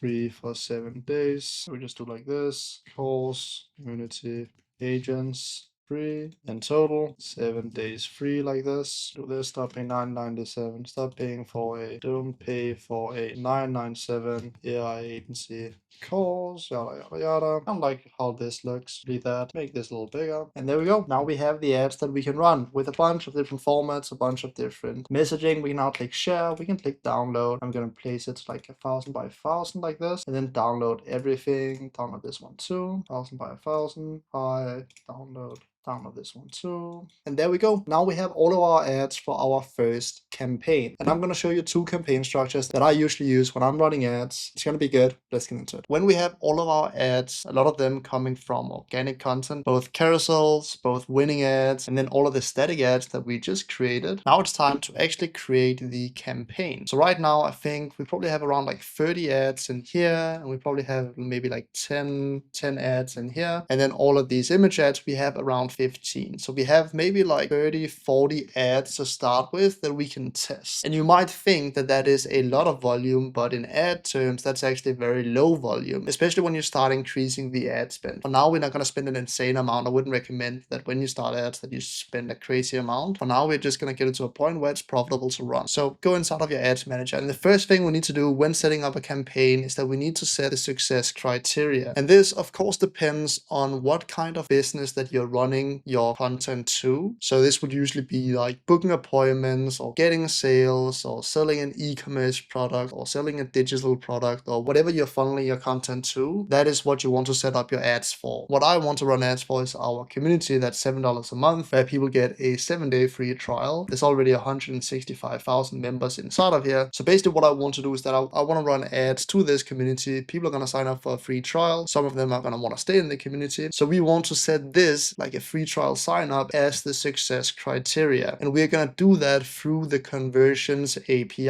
And School that I'm using already has a conversion API. You can see that I have the meta pixel tracking on right here. So that's what we're going to be using. The way that you use the conversions API, this could also be when you book an appointment. It could be when someone signs up as a lead, whatever you want to optimize for. One thing I will say though, that in 2026, the way to give Facebook the best data is to send something where it's a qualified lead. Let me explain to you what I mean. The way that Facebook ads work is that you set some kind of goal. And what Facebook will then see is that, okay, this is what you want. You want this kind of goal. So I'm going to show your ads to people where you're going to reach that goal. And there are kind of like two ways to how you can set this goal. First way is that you can set it early in the funnel. Let's say this is your funnel and people in the start, they see your content or they would see our ad. This is how people get to know us. And then after that, they sign up as a lead. After that, they might book an appointment before they end up being a sale. This is what your basic funnel will look like, right? When it then comes to running ads and setting this goal, because this goal is extremely important, and I'm going to show you how you set it in your campaign in just a second. But when you set this goal, we can set it for different things. We could set the goal to be impressions or clicks. Like I'm going to set this ad and my goal is just for you to show this ad to as many people as possible. The problem with that is that Facebook will then do whatever it takes for you to reach this goal, which is to show your ads to a bunch of unqualified prospects. It's a little better if you set it to leads. Let's say that you have a lead form, so basically just like a form where someone answers a couple of questions. If someone fills that out, it probably means that they're interested in whatever service that you are providing, and that makes them a little more qualified. So that's a little better. Even better is if you set the goal to be appointments, because now Facebook is only going to show your ads to people that actually want to book an appointment. And if you can, and it's not all businesses that can do this, but if you can set it to a sale and send that data back to Facebook, so basically let people know, okay, these are the kind of people that convert from a sale, send that data back to Facebook, because now Facebook is going to start optimizing and show your ads to as many people that are similar to the people that actually buy. And what you set your goal to depends on the kind of business that you're running, because sometimes if you're selling something for like $50,000 and you only have maybe like 5 clients, then sending this back would not be enough data for Facebook to work on. So then it makes sense to either do appointment or leads. So there are kind of like two ways that you can set the goal. You can either set it in what I call like the early part of the funnel, and here you're going to get more volume, so you're going to get a lower cost per lead, but the lead is also going to be more unqualified. Or you can set it to the later stage, and then you're going to have fewer leads, but they are also going to be more qualified. And when you have fewer leads, of course, you're paying more per lead as well. So there is a trade-off. However, generally speaking, if you can optimize for the end of this to give Facebook better data on who actually converts, you will have a higher ROAS, which basically just means your return on ad spend. So how much do you get in return? And if you have a 2x ROAS, it means that you pay $1 to Facebook and you get $2 back. If you have a 5x ROAS, it means that you pay $1 to Facebook, so you invest $1 and you get $5 back. So of course you try to have the highest ROAS as possible, the highest return. So in our example for the ads that I'm setting up right now, we want to run it to this paid community because it's a pretty good balance. It is at the point of sale because people sign up for a free trial, which means they're obviously committed, but it's still not too much of an ask. Like if you just ran ads directed to a $50,000 product, I doubt you're gonna get any to sign up to that. So depending on the service, you want to choose a good point in the funnel. But for our scenario right here, we can set it to a free trial. The way that you send the data back, because it's all a data game, you want to give as good data as possible back to Facebook, and how you send the data back depends a bit on the platform or website or whatever it is that you're setting up. So what you need to do is that you just ask ask Claude, how do I set this up? Claude is going to give you a guide for how you set it up for a specific scenario. But you can see in this data set right here, we have our free community, and this is already tracking the amount of traffic that we are getting. Like we're getting around like 1,000 views in traffic every day. And it's also calculating the amount of signups that we are getting as well, which is kind of like the same as the purchase. However, right now I can see that it says no recent activity. So I probably need to reconnect it again to make sure that the data is actually flowing. So I'm going to do that right quick and then I'll be right back. Great. Now it should be working. So we should be able to go to campaigns and then set up our first campaign. In this course, I'm going to show you how to set up two different types of campaigns. The first one is just a cold campaign that goes out to a broad audience that just shows your content to more people, which also will get conversions. And the second type of campaign will be a campaign that goes directly to your followers so you can convert more often. Click create, and now comes the campaign objective. So this was the goal that we just talked about. And for us, it's going to be sales. So we can click continue, and there we go. And the first campaign, I'm just going to call it broad sign-ups free school, free trial, live video ad, buying type set it to auction, campaign objective set it to sales, and then we set it to campaign budget, and I'm going to start at around $30 a day. Could also start with lower than that. Just be prepared that it's going to take longer for Facebook in order to find out what audience actually converts. Campaign bid strategy, we're going to set it to highest volume, and then we go to the ad set here on the left hand side, and I'm just going to call this broad campaign 1. Actually in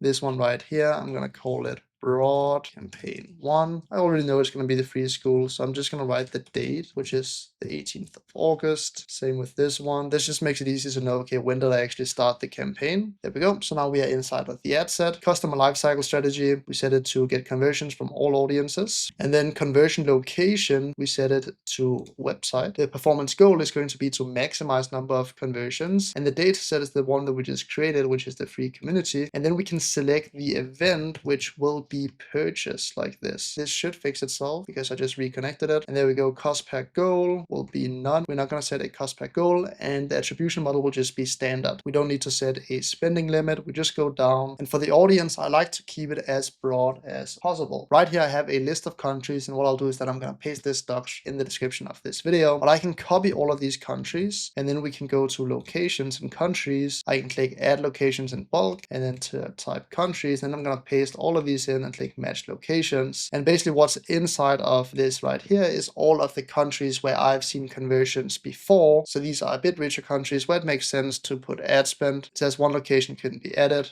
That's fine. Click add 91 locations. And this gives us a very, very broad audience of a lot of countries that we can run ads to. I can see right here, the minimum age in Thailand is 20 instead of 18. So what I'll do is that I'm going to find Thailand. I'll remove that right quick. That removes that issue. And then 2 tasks are required to deliver your ads to Singapore and Taiwan. Take start tasks. Actually, we're also just going to remove those. Can be asked to do that as well. I'm going to remove Taiwan and we'll remove Singapore. They have some additional rules when running ads. Don't want to bother setting that up right now. This looks good. And then there's, we need to click review requirements right here.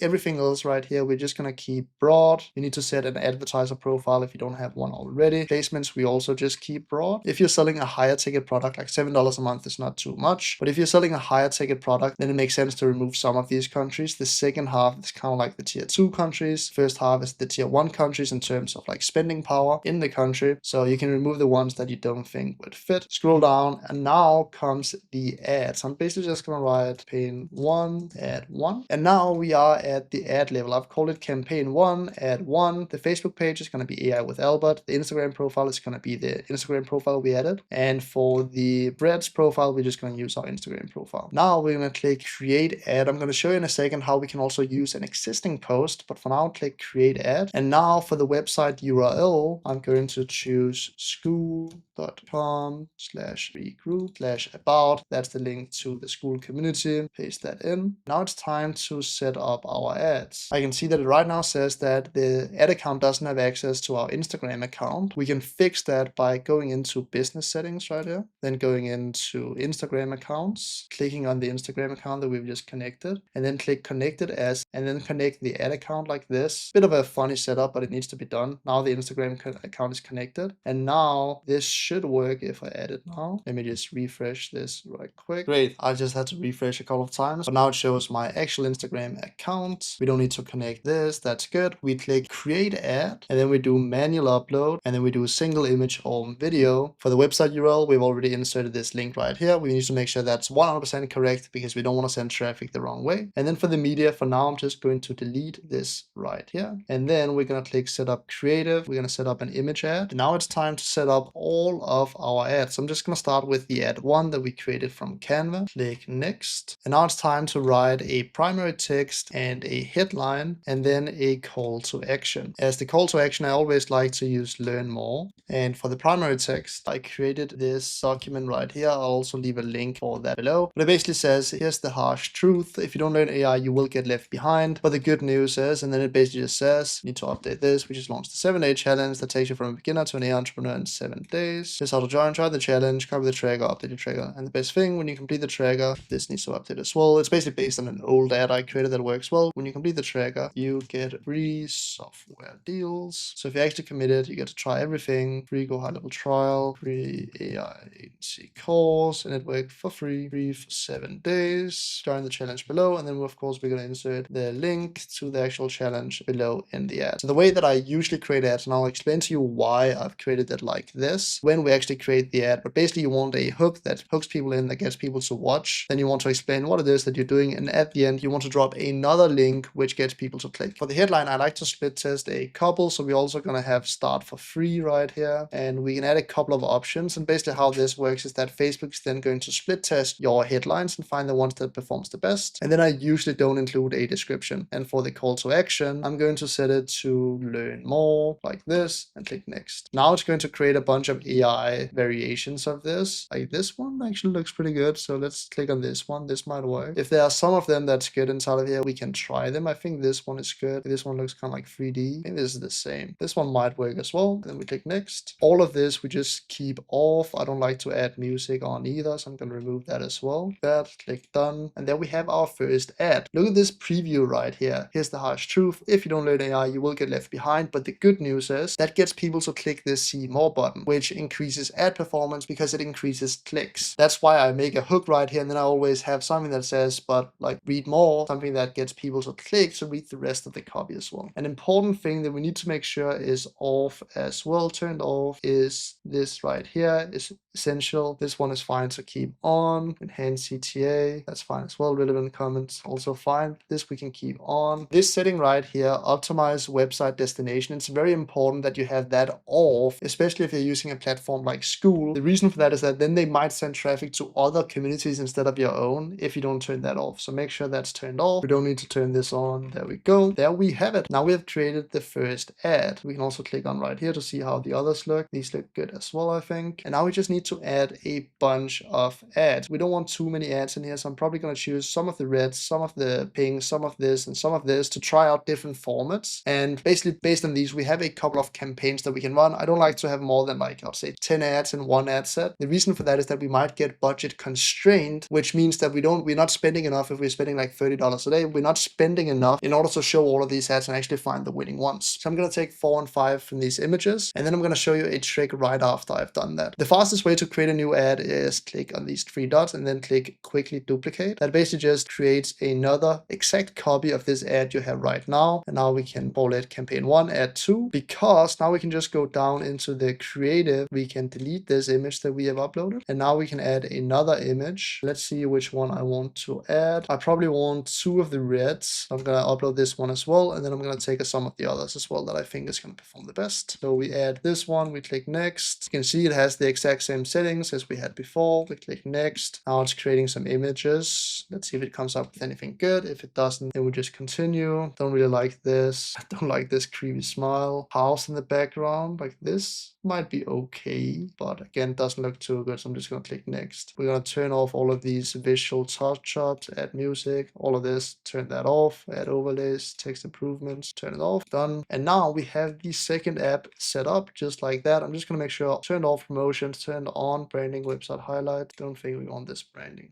Important that you go through all of these settings because Meta really likes turning on things that you don't need. So I'm just going to turn this off. You want reveal details over time. Cool. So now I'm just going to duplicate all of these and basically just add a couple of images that I think will be performing well. I'm going to add like 4 or 5 images because then we're going to have like 4 or 5 images. We're going to have like 4 or 5 videos as well in the same campaign. So we have a variety of ads. That's very important. And then we are soon ready to launch our ad. Cool. So let's do this too. Remove this, add image. Let's see which one of these I like the most. This one I kind of like. This one. I'm gonna use this one right here. Make sure the music is turned off. Turns it on always, but default. There we have it. And I'm just gonna add a couple of more and then I'll be right back. Cool. So basically what I've done now is that I've added 6 different ads and different colors, different messaging on them, all static ads, so all like images. And they all have the exact same settings, all have the exact same text, all have the exact same headlines. Something I forgot to mention as well is that you see this headline right here. The way that meta ads work is that the real headline, even though it isn't called headline, it's called primary text, this one right here, is actually the first thing people see. It's this text up here. So you should focus more time on the actual headline that people read first rather than this right here. This right here actually works more than a call to action rather than a headline, just so you remember that. Cool. Next up, we are going to do the exact same thing, but we're going to do it with videos, and we're going to take our exact post that we've already used. You can just click quickly duplicate, and then I'm going to duplicate this one right here. And then we are going to call it video instead. So I'm going to call this ad 7, and then I'm just going to write like a parenthesis vid right here. And then we're going to go down. We're going to click delete right here. And then usually you could either add a video ad like this, but we're actually going to use an existing post. So I can scroll up until I find ad setup, and then I can click use existing post. This will open up a new setting right here where we can find our Instagram post. You see this right here. And then we click change post. And that was the reason to why we save these reels with the links and the captions, because we can use this to find them. So I think this ad right here could be interesting. So I'm going to search for the caption. I'm going to make sure we are on Instagram, best and worst industries. Then we want to set the date. I'm just going to set it like January 2024, go all the way over to today. So basically set the time frame to be very long right here, like this, click update. And basically what we can do now is that when we go back to our winning reels, let's say I want this one, you see this ID that's in the URL. I can copy that and then I can paste it in and search for it, hit enter. And you can see this will find this reel right here that I think will perform well. So I can click on this, click continue. This will now add this video as the ad, as an Instagram post. And the great thing about this is all the social proof, so all the likes and all the saves will show on the ad. So it will look like an ad that has been shown to a bunch of people already. It will already have a bunch of likes and it's also going to have a bunch of comments, which basically just pushes and increases the trust of the post. Everything else we're just going to keep the same, and we need to make sure, like, we need to double check that site links are turned off, especially if you're working on a platform. And this can take a little bit of time because it's processing the ad. So in the meantime, I'm just going to duplicate this ad, click quickly duplicate, then going to change this to vid 8 like this. The other one was vid 7, this is vid 8. And then we can go back and we can change the post right here because we don't want the same post in this one. We want another post. And then we can take another one from our ad. For example, this one right here might be good. This one right here might be good as well. And we pasted the link both to get the idea, but also to go back and actually find the videos that we think could perform well. This one, for example, I think could perform as well. So I'm going to copy the ID. Bit of a headache to have to go back always and just like set very far into the future. But with the post ID, we can find the videos pretty easily. Now we choose this one, we click continue, and now that's going to be uploading as well, just like the other one. It's now going to be processing that as well, and we can just go back to our video 7 to see, okay, now this is uploaded correctly as well. So now I'm just going to go through and I'm going to find all the ads that I think could perform well in a bunch of different formats. Like now I have one tier list video, so I'm not going to add another tier list video. Instead, I'm going to add maybe a tutorial video, maybe a resource video. I'm basically going to add different things, different formats, because you want a variety of different formats. So I'm going to do that and then I'm going to be right back. And there we have it. Now we have 10 ads in total, 6 images, 4 videos. All the videos are based on already high performing videos on our social medias. So we've taken our organic content and basically just turned it into ads. And the great thing is that it's going to show, it doesn't show in the preview, but it's going to show all of the likes as well. So all of the social proof. And of course, you're running it from your profile as well. So people are going to go to your profile too. It's going to help you get followers. And they're also just going to convert naturally like organic content usually does. Then click on the campaign, and then we're going to click publish campaign. You can also go back and then just making sure we have the campaign marked. Click review and publish, click publish. And sometimes there's going to be some errors, but let's see if we run into errors here. Nope, 10 ads were published correctly. If you have a brand new ad account, then it's going to take some time before it starts spending. Basically what the ads does is that it's basically going to start processing like this. So basically Meta reviews all of the videos before they show them as ads. And after everything has been reviewed and everything is ready, then the ads will start running. So I'm going to update you guys throughout the entire process so you can see how this works, and then also how we decide what ads are the winners and how we scale ads. I'm going to show you absolutely everything. So it's going to be extremely valuable. I'm dropping all the source. Let's get into it. And there we go. All of our ads are now live. It still says $0 spend, and that's because Meta takes some time before they start spending, even when it says that it's active. Sometimes it can even like take half a day, maybe even sometimes a full day before it actually starts spending. So just wait, be patient, and it's going to start spending now. And what we're going to be able to see is that these impressions in a second, these impressions right here, will start going up. We're going to be able to see hopefully some link clicks and hopefully some purchases. The most important thing about this are the numbers behind it. So after we've seen how much each cost per result is, we are going to run through the numbers so you actually understand what's going on and how we can calculate our return on investment, etc. But so far, so good.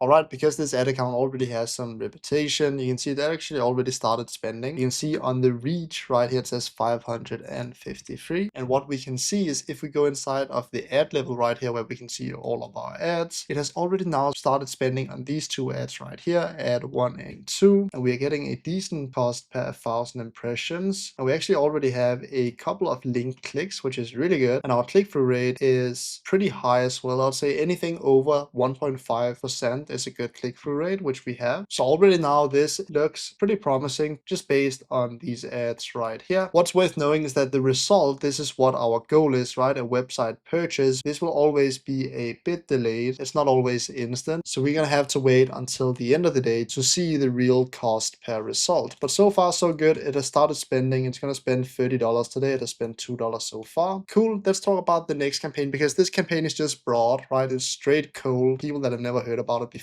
I'm going to show you an insane campaign that we're also going to set up, which is going to have a bunch of different ads that's going to go out directly to our followers. Let's set that up as well. Let's create the second campaign, which in my opinion is the lowest hanging fruit there is for every single content creator out there. They can run ads directly to their audience, which will have good conversion. The way we do that, the way we run ads to our followers, is that you go inside of audiences, inside of the ads manager, then you go on create audience, then you go on create audience, and you go on custom audience, and then you're going to choose your Instagram profile. So I'm going to choose this one right here, and we're going to say people who engage with this professional account. We're going to choose the one that says people who started following this professional account. You can also create a campaign, and it's the exact same method that I'm showing you right here. With everyone who engaged with your professional account, this can be commenting or liking a video, but for now we're just going to go with people who started following this professional account. For the audience, I'm just going to call it Albert Olgard followers, like this, and then we can click create audience. There we go. Your custom audience was created. For now we don't need to do anything. It's now going to say populating, and then it's going to take the entire audience. You can see right now it says estimated audience size below 1,000, but we have 300k followers on the page, so it's going to say around 300k right here when the audience is done populating. So while we wait for that, we can start setting up the campaign. We do that by going inside of campaigns right here, and now I'm actually going to duplicate the other campaign that's running right now, because we already have our ads inside of here. I can just click duplicate, remove this recommendation, click continue, and this is basically going to take an exact copy of the campaign we've already set up, and it's just going to create another one of them. So we can click duplicate, and now you can see we have broad campaign 1 August 18th,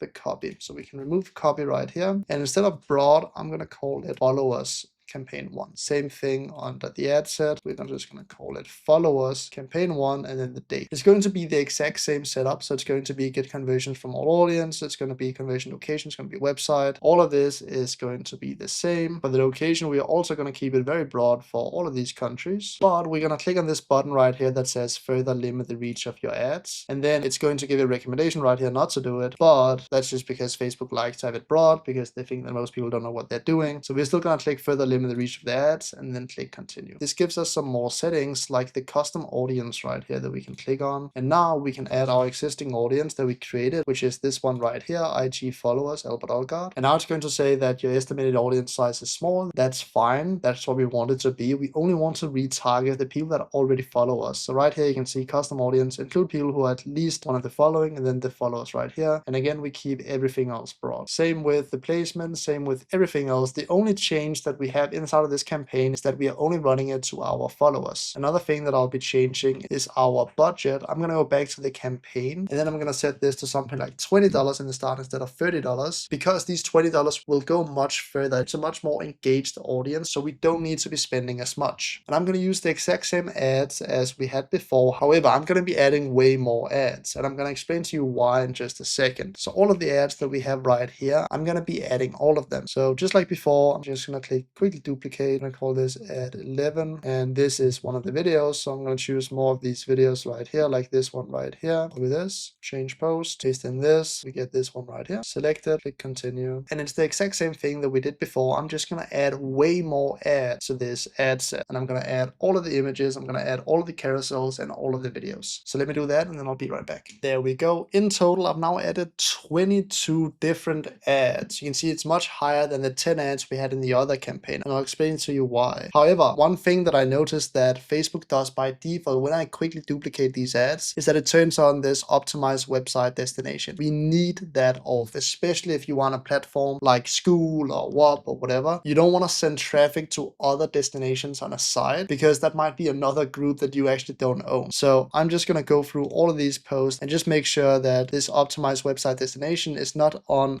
any of them. Very important to double check this. I'd also recommend that you turn browser add-ons off. You don't want that on either. You don't want people to call you if your funnel is to send people to an about page. So this all looks good. I think I've checked everyone now. Yes. Now we can again just click preview to publish. This is going to pull this up. We can publish the campaign, and there we have it. They are now, if we give it a quick refresh up here, then they will now start processing, and then this campaign will be live as well. Let me explain to you why it's smart to have these two types of campaigns, why it performs extremely well when you run ads like this with organic content. I'm going to give you all of the source. Let's talk about what we have just set up. The way that our entire funnel is going to work now is that we are going to have a bunch of content going out organically. And of course, this is going to drive sales directly to whatever your product is. However, we're also going to take our winning content, the content that performed well, and we're going to run that as ads. Because we are paying now, we can force to a cold audience. This is our campaign 1, right? We're going to call it campaign 1 right here. This will now go out to another cold audience. It's going to show our video to even more people, and that will increase our sales further. That's why it works so well with content we are posting anyways. We might as well take our winning content and post them as ads as well, and run that to get even more sales. On top of that, we're also running our second campaign right here, which is again ads, but it's not going out to a cold audience. It's going out to our already existing followers. So the people that have followed from our content, they become a follower, right? We are now running ads directly to them, which again is also just going to increase sales. So most media businesses, most companies that are posting content, most creators, they only have this in place right here. But when you add this second layer to it, you basically just increase the amount of sales that you make without that much more work. You can then scale this part up if you wanted to. You can start spending more money and creating even more ads, but this is a very natural setup to have if you are creating content, to also set up ads that goes out to your already existing audience and that uses your winning content already to push that out to a cold audience as well. But let's talk about why the content works so well as ads. The reason for that is that think about what they are incentivized to show. They want the experience for the user when they are scrolling on their phone to be as good as possible. And in order to do that, they don't want ads on the platform to ruin the experience. So the best possible ads are actually ads that are similar to content. And that's why it works so well to run your content as ads, is because it is content. Facebook likes to push the things that seems like content. That's why like UGC ads of influencers reviewing a product like that doesn't feel like an ad are usually the videos that actually performs the best. So let's see how these ads perform, and I'll show you the real raw results of running ads. One thing I will say though is that many people think that ads are just like, okay, you run some image and all of a sudden you're going to get results. In order to get real profitable ads, you need to find the winners. 9 out of 10 ads that you create will probably not be a good ad, so it's not going to perform well. But the 1 out of 10, that's where the real money is made. But that also means that on the 9 out of 10 ads, you're actually losing money. You're testing an ad, it doesn't work, and you're losing money. And that's why volume is such a key thing. We will get a decent ROAS right off the bat, but in order to scale that ROAS, we need to create even more ads, and we need to just make sure that it's the winners that are actually spending the most amount of money. Cool. All we can do now is literally just wait for our ads to be finished. So I'll keep you guys updated on how the campaign goes. It is now the next morning, so if I sound a little tired, it's 6 a.m. and our campaign is going pretty decently. You can see that per purchase, we are at $6.41. We can set it to maximum in the top right corner, and you can see on the followers campaign, we have spent $17, and so far no sales has come in. But on the broad campaign, so the completely cold campaign, we've actually already gotten 3 purchases, which is pretty good. We can also see how many people have actually clicked. So I can see a lot of people are clicking from the other campaign, but it doesn't seem like they are signing up. And overall, our metrics right here, our click-through rate, our cost per landing page, all looks very, very healthy. We can also click in to see what ads are the ones that are performing best. And you can see the majority of the spend right now going to these 2 ads right here. This one is getting $2.77 per purchase, and this one is getting $12.51.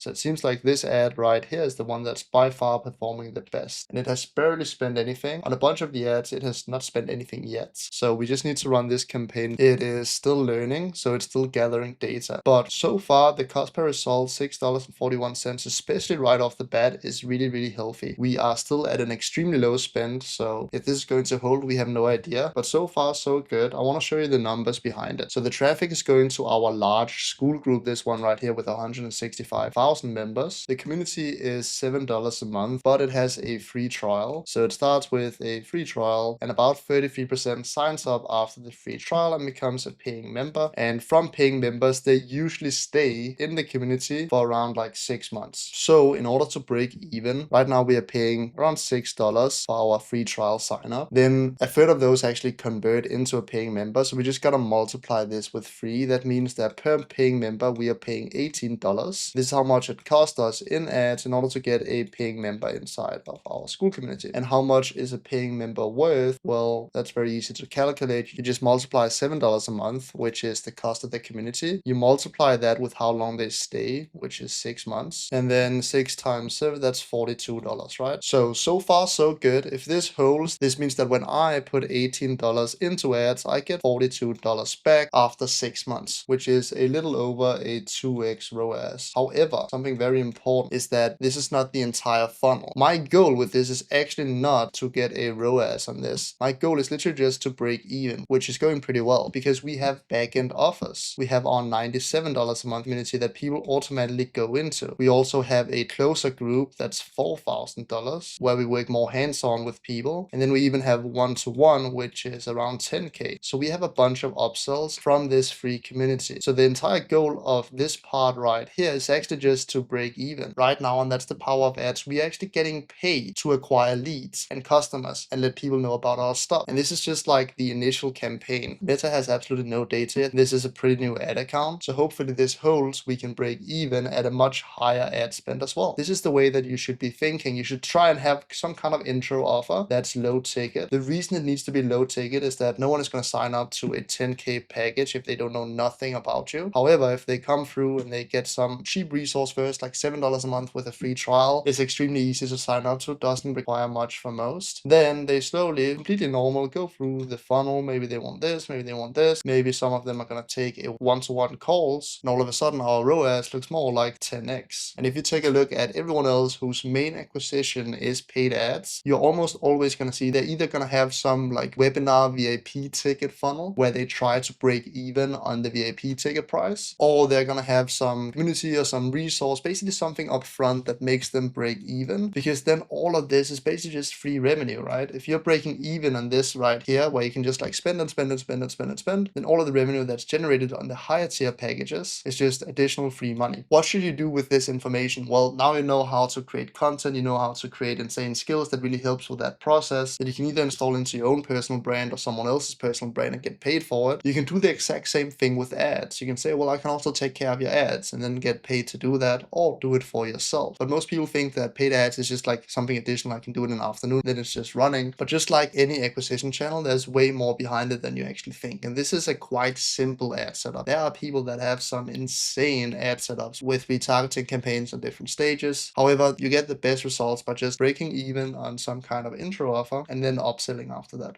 Congratulations on watching all the way to this point in the video. You've done better than probably 95% of people that clicked on this video and started watching. And for that, you should be proud of yourself. It is not everyone that can do this these days where dopamine is all around us. But you might still be in a situation where you have now seen all of this stuff, but you're still on the edge. Is this something you should start? Is this something you should prioritize on learning even more about and building it out? And the only way that you can really know if it is worth it or not going all in on content is to think about, okay, how valuable is it going to be in the future? I would say there are two things that have greatly improved my life. The first one is AI. I built an AI agency. I scaled it to $40,000 a month that allowed me to travel the world while working. But the second thing is content. Content does so much more than just making you money. It is attention that you can funnel to a product, yes, and that makes you money, but it also helps you acquire talent. It helps you show your vision to more people that get them to join your team. On top of that, you also create a massive impact. If you provide a lot of value and people start following you from that value, you will either directly or indirectly change lives as well. You should see some of the messages that people have sent me based on the videos that I've made. And sometimes it's very easy to forget that that's actually the impact that you make. 95% of people that see your content and that you help in some kind of way will never end up having a conversation with you, will never end up paying you. They're just going to take a small part of it or a big part of it, and that's going to change their life without you even knowing about it. And on top of that, having a personal brand also connects you with a lot of other people in the same space. We now have a group of AI founders where we meet 2 times every single year, and I'm only in that group because I started providing value for free and started posting about my journey. So there are much more to content than just posting and making money from it. We also have to talk about the future. In a world where you can create any product with AI, already now you can say, okay, I'm going to build this thing. And with AI, you will have a working prototype in literally weeks. This was unheard of just like a year ago. So think about 5 years, think about 10 years into the future, how good AI is going to be at building products and starting businesses. The thing that will actually matter, and I mentioned this earlier in the course as well, will be your ability to distribute those products, either your own products or someone else's products. It doesn't matter. If you learn the skill of distribution, then you will never be broke. But this also means that we have a ticking clock in front of us right now. In a world where AI can also generate content, which it basically can already now, if you don't build a personal brand or learn the skill of building someone else's personal brand so you can help them before that happens, even if you don't know how to utilize these tools as well, then it's going to be impossible. If you're not a known figure in a space, it's going to be really hard to start when there's so much AI slop on the platforms. So as a final word, if you're thinking about starting a content business and using these skills and using these things that I've shown you throughout this course, then now is the time. You can either say that you're going to do it or that you're not going to do it. However, the one thing that I don't want you to say is that I'm going to do it later. Thank you so much for watching all the way to the end of this course. I really hope you found it valuable, and I really hope that it helps on whatever it is that you're trying to build. I want to make AI education free for everyone. So if you haven't already, make sure to subscribe, like the video, so you don't miss my next video. Again, thank you so much for watching. I am rooting for you. Have a wonderful rest of your day. Albert out.